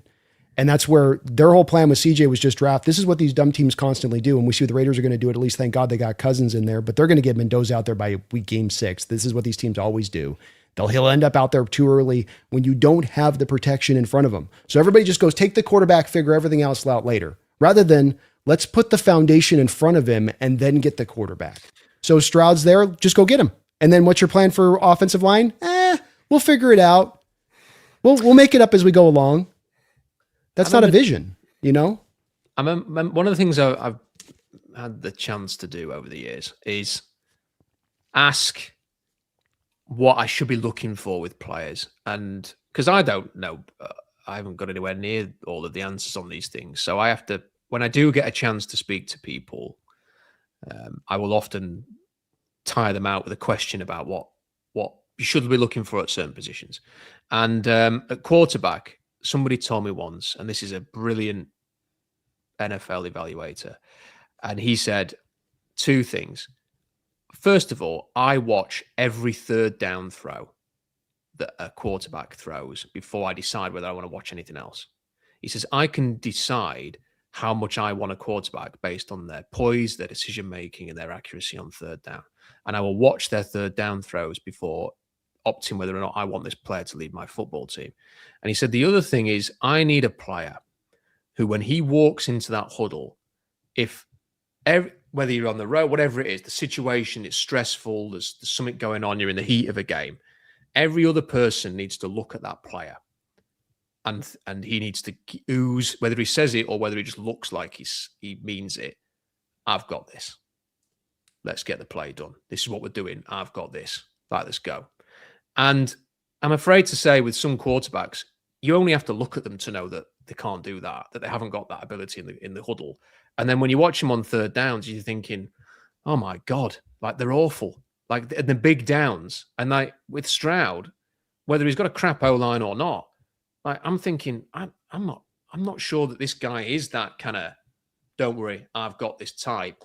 And on the big throws, he ain't making them. Like it's okay being able to sort of move around, make a big play, and it looks a great highlight, and you can tweet that and all this stuff. On the big, key, crucial downs in the big moments, what are you doing? And in fairness to Sam Darnold, I don't think when he could throw 4 interceptions like he did in that Rams game, and on that final drive in LA, his body language is exactly the same as it was at the first drive, and he looked like he oozed calmness, and he just everything just washes over him now because he's had the experiences and he's just got to that place. And I'll tell you what, he didn't half throw some bloody good third down throws last season. Like there were big plays, like even in the game, like the Niners game, when he threw that to Jake Bobo on third down and extended that drive at the end of the first half. Plays like that, they matter. And you don't need to be Mahomes. Darnold's not Mahomes. Purdy's not Mahomes. Jalen Hurts isn't Mahomes. But in those big moments, you've got to be able to deliver and you've got to ooze confidence. And Stroud, to me, just doesn't have that at the minute. I think it's fair. It's a fair critique. My only thing with just is that then Houston could remove that question fully on whether it's, the chicken or the egg a little bit on this one, where you could go, if we had taken care of our business on the offensive line front, we know it's not a cumulative effect. We know it's not that we've inundated him with pressure. We know that it's not that we've failed him. And that's a little bit of the question that they'd be standing on right now. And part of why they probably were unwilling to make that kind of trade is they knew in their heart that there's some culpability for what this is borne out to be. And I mention it just as much, not because to rake Houston over the coals here, Rob, but just as much as this is a standard industry practice that exists with quarterbacks and this draft over and over again. And you see these teams make this mistake over and over again. And I don't quite understand it. It's like they can't connect the two things. I've got a crap offensive line. I've got no offensive system. I'm bereft of talent. Get the quarterback. He'll fix everything. And it's just that connective thing they constantly do, which I just don't. I get looking for the next Mahomes and all that, but that's one where I just go, I don't quite. Yeah, I mean, for me, if I was building a football team, I wouldn't even take. Unless there was just an unbelievable quarterback that you had an amazing grade on. I would always aim to build your trenches first and then look to acquire a quarterback. I think from the Raiders, I've argued the point. They're going to take Fernando Mendoza. I don't know if I would. I think I might just be building up that O-line and rolling with Kirk Cousins and saying, we'll see you next year. Like, what's the rush? Yeah. What's the rush? Like, get the what they should do, Rob, is they should be taking what they get for Crosby right now, or whatever they're rep for to the draft. Okay, you get 1 first-round pick plus. You move back to like 7 or 8. You let somebody come up there and get Mendoza. You do the Bears trade they did a couple of years ago for that gave the second round, the extra first-round pick to whoever to go up and. It was the Panthers. It was the Panthers. You make that trade. Now you think about that bevy of arsenal of picks you have from the Crosby and the Mendoza trade back. And now you set the foundation in place. You're not going anywhere next year anyway. Mendoza, is he really a fit to Kubiak's system? The guy that's been running RPO, you're going to now have to teach him groundwork up, footwork, turning his back to the defense. You see where I'm going with this, right? Like, I don't know if I'm glad to hear you're kind of in the same place. Maybe it's not that I don't like Mendoza. It's like, he doesn't maybe need to go to this system exactly though. Well, here's what I would say. Like, here's why I would have, and maybe they did. I mean, who knows? At the combine, I would have put that pick up for sale, because I'll tell you now, if no one's willing to trade up for Fernando Mendoza, he's not worth taking him first overall. Like, because quarterbacks who go first overall are in high demand, who genuinely should go first overall. And if no one is prepared to give you 2 firsts to go from wherever, somewhere else in the top 10, somewhere in the teens, to come up and get that guy, doesn't that tell you something? It does, but do you think that that's the case right now with them, that there isn't teams out there that are willing to come up for Mendoza? I don't think there is. Like, I mean, who knows how people grade these players, but it just seems to me like every team other than the Raiders is saying, yeah, we'll wait till 2027 here. Like, and I just the Cardinals from 3. Cardinals go, we'll move up 3-1 and we'll give you a 2. Something like maybe. I genuinely think look, I don't know whether the 2027 quarterback class right now is going to live up to expectations, because when people go through, I mean, I've heard a few people reel off the long list of names, and I'm going, yeah, okay, now let's run through each of those names one by one and actually talk through the flaws with Lenoris Sellers, let's say, that could mean that he might be a 5th round pick next year, not a 1st. So let's run through these players and actually determine how many of them are going to go early. But it does seem right now as if teams are going, and I understand it completely. Like, if I was the Raiders, I would not be rushing to draft Mendoza. I would, if you couldn't even trade down, I would take the best lineman. I think they should try and trade Max Crosby. They shouldn't give him away. If teams are not prepared to give a lot up, then there's nothing you can do. But they should be looking to just acquire more stock, especially for next year, like the Jets have done. It's rare that you credit the Jets, but they have got a lot of stock for next year. Get more stock for next year. Build up your trenches. Be honest with your fan base. Tell them what this is. Don't, when I said I was at the Raiders last week, and as everyone's talking about Fernando Mendoza, I was like, having a false prophet in Fernando Mendoza is not going to help anybody at that Raiders organization. Like, they need genuine hope. And I think you do that by thinking more long term, not just by thinking we're first overall, we'll take the best quarterback. Yeah, I agree completely. And I think, I'm not big on Mendoza either, but I just think, and maybe there isn't a team trading up, but just everything I've heard is that there's at least a couple teams that, would be open, I think, but Raiders are just like, not open for business. We're not doing it. We want him. We're completely, he's the next guy, which maybe. Scott from South Park, thoughts on trading a 2nd or 3rd for Chase Brown? Yeah. I mean, Brown's a decent player. I would not trade a 2nd for him for sure. And, unless I'm mistaken, I think he's probably coming up towards needing to be paid soon. I just don't think so for me. Like, I think Achane is one of the best running backs in the NFL. I'd be interested in that. Brown, he was a former 5th round pick, so I'm probably just going to roll with what we've got or see what else is there in the draft. Brown, probably, maybe even Achane, maybe more picks that you're able to go out around the trade deadline down the line with it. So we'll see what those two guys. I freaking love Achane. Like, Achane for me is one of the best players in the NFL. I do. The Dolphins contract's weird though, bro. They just re-engineered it and they put 4 void years on. It's again just dumb organizations doing things where you go, what are you guys doing? Just pay him or don't. Well, I agree, because what they've essentially done with that is just say we're not trading him. Like, it's. I mean, I was talking about trading him, but once they traded Waddle, I spent a couple of days saying, "Hey, go and get Devon Achane," and then they did that. It's like, well, there's no point talking about it anymore, because like now it's just going to cost them more money to trade him. Like, why would they do that? Like, it's just made it harder to trade him now from their point of view. So that was a statement of he's not going anywhere. Well, give him a contract then. Like, what are you waiting for? To pay him. Get on with it. I looked at that and I could not understand what they were doing. People are like, oh no, they signed him something. And I looked at the over the cap and I'm like, $500,000 of void years for 4 years after this. Okay, Miami, you're doing it like you got rid of the GM, but you're still keeping your old ways. Why are you waiting for Jahmyr Gibbs to sign his deal to make it more expensive? Like, just get it done now. Like, you've seen what Ken Walker's got. Just tack on a couple of million and move on. Yeah, or move him and realize that, like, we're not ready to, even if you do sign the contract, what are you going to do? What's he going to do with your Miami team right now with where you guys are sitting? Like, you ain't going to the playoffs. So, the move should be get assets. Either pay him $17 million a year or trade him. It's easy. Right. Not done either. Pick a lane, franchises. My God, you guys are frustrating as hell to watch, especially when, like, we would be willing to fully just, come on. Just come over. We got you. We got to roll for you. We'll commit to you.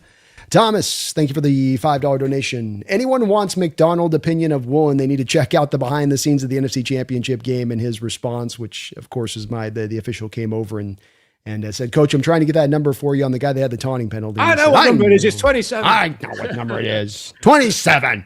It's a great clip today.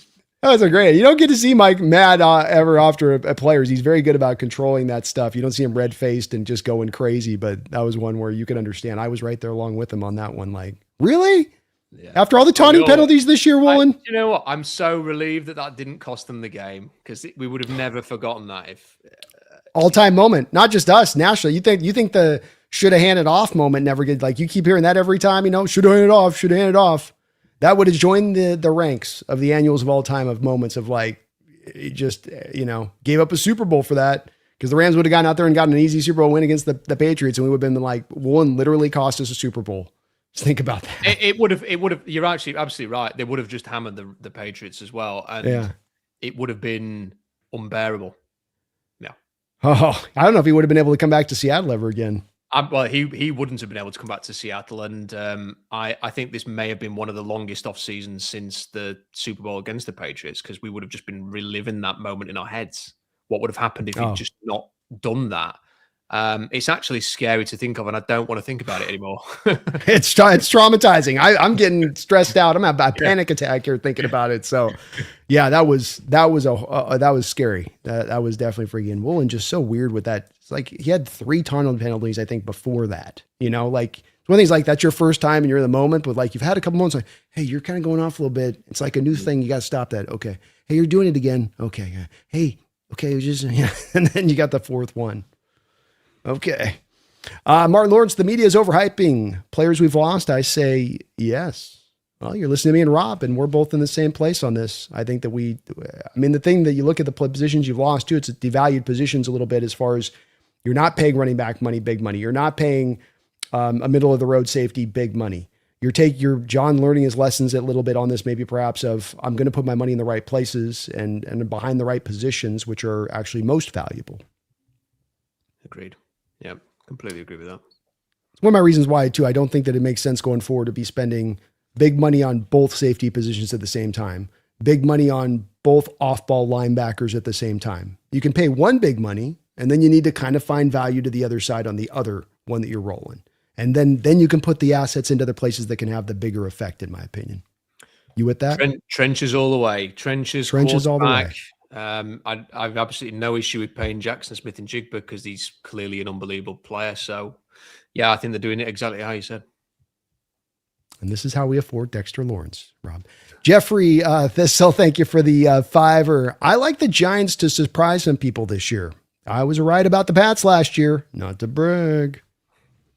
Yeah, I mean, look, it's reasonable, isn't it? Like the Giants have some pieces and, they have a top 5 pick. So they're going to add a talented player there.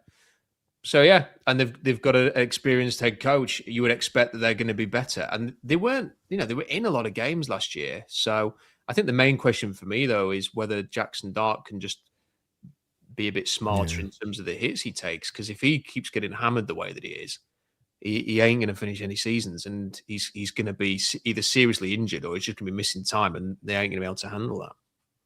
You've watched a lot of quarterbacks come out through the years who play the position, what I like to call like a running back. And Jackson likes to play that position that way. How many have you been able to see that have been able to correct that versus those that walk in like Russell Wilson sliding from the jump, for instance, on the other side of that scale? Well, he was on the Gruden QB camp thing a year ago, and Gruden said to him, you need to play a different way. You can't be doing that. You can't be trying to run over linebackers. You're not going to last. And he kind of like laughed and he's like, no, I'm being serious. You can't play this way. And then he just started playing exactly that way in the NFL. And you can't do it. Like you honestly can't do it. Like you are not. I don't actually think having Cam Scatterby around him is a good idea because I think they seem to be quite close. And Cam Scatterby was like, I will run through that brick wall 10 times in a row. I don't care. And I think Jackson Dart probably feels like I'm going to do a bit of that as well. And Harbaugh needs to get his arm around him and go, listen, you need to stop doing this now. You need to learn to slide. You need to learn to get out of bounds. And you need to learn to just sit in the pocket and throw a bit more because he's a very talented player, but he's not going to have a career for very long if he's going to do what he's doing. The only thing with that is that Harbaugh never really did that or was able to get that saddle on Lamar Jackson in his time with Baltimore. And I think it's going to be why Lamar is going to run through the same trajectory that we saw from Cam Newton, which is that as he gets to be 30 years old, he's going to be pretty much a shot fighter at that point. Because there's a price to be paid for operating your young career like that, I think.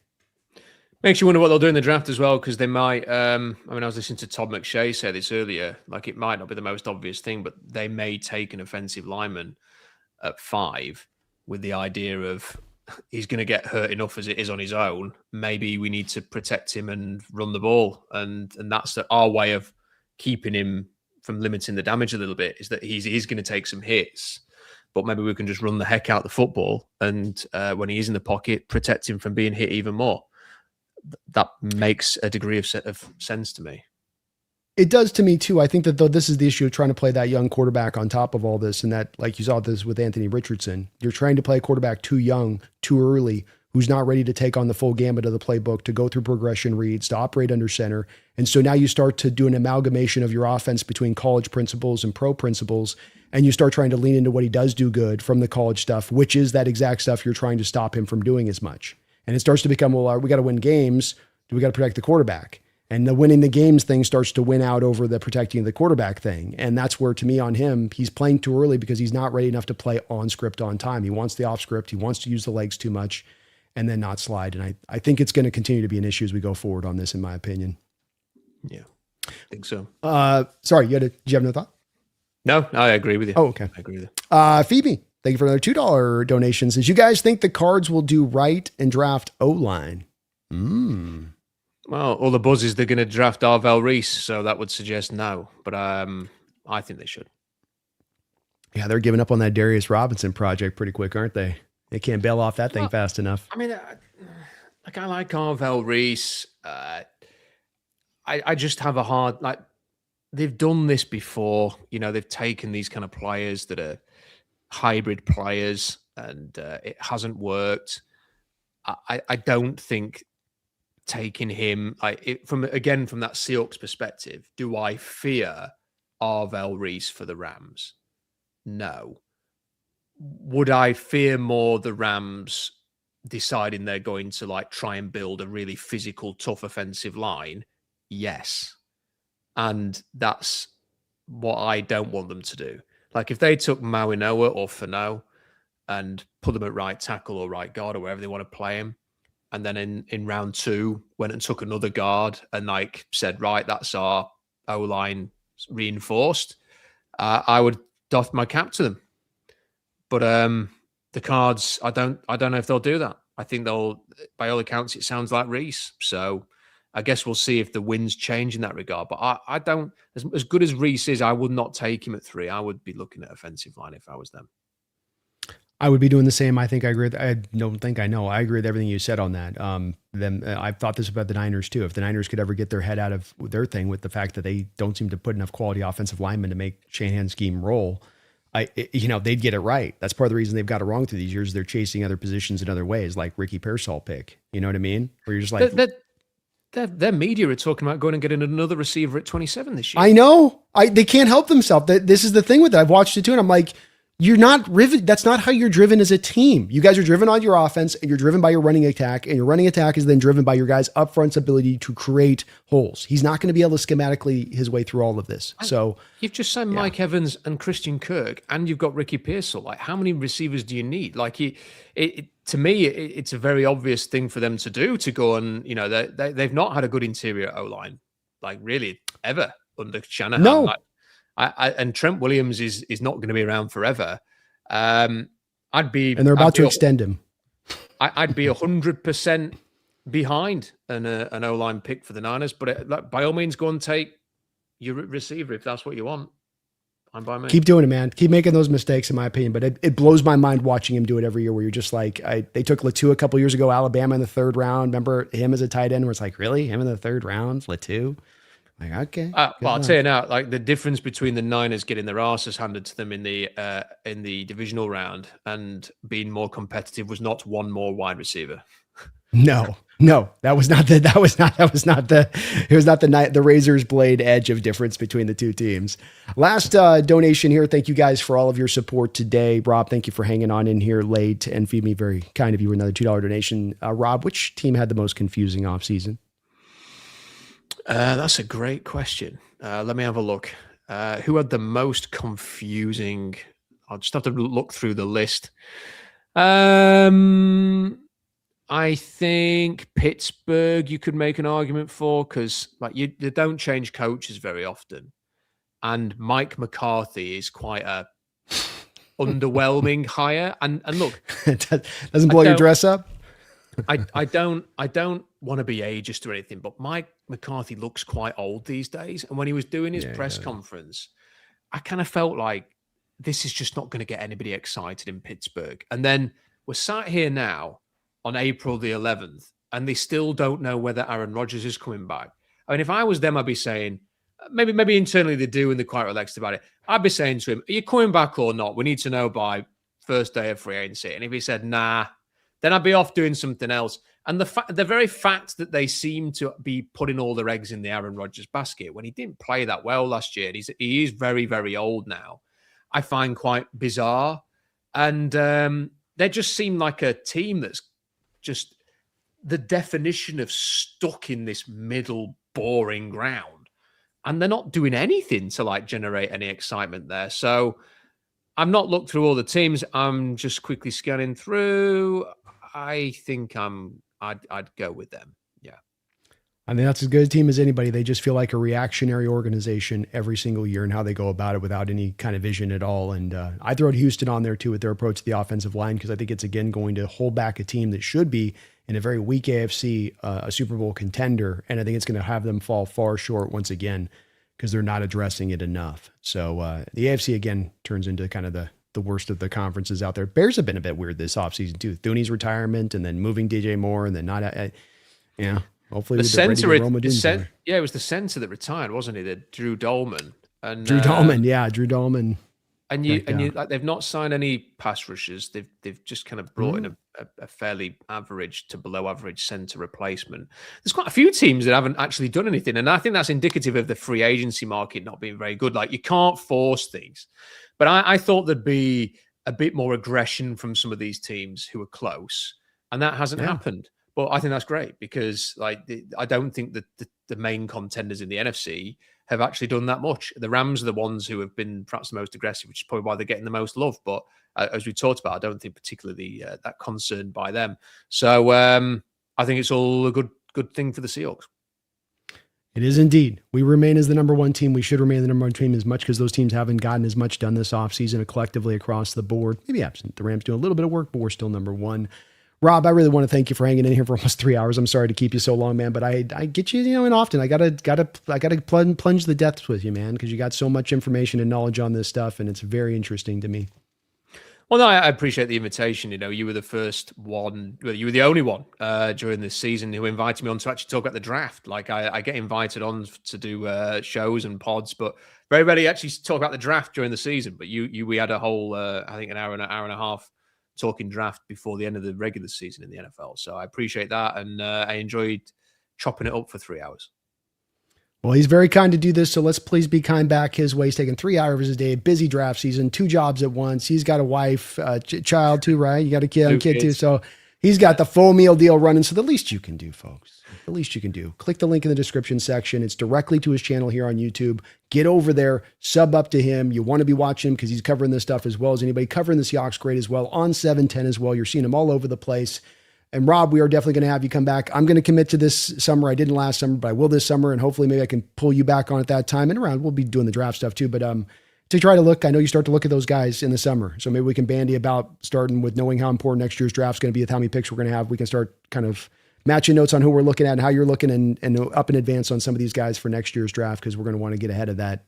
What could be, if this is as bad a draft in recent, maybe one of the better drafts we've had in recent years. I'm not predicting, but you never know. And it'll be fun.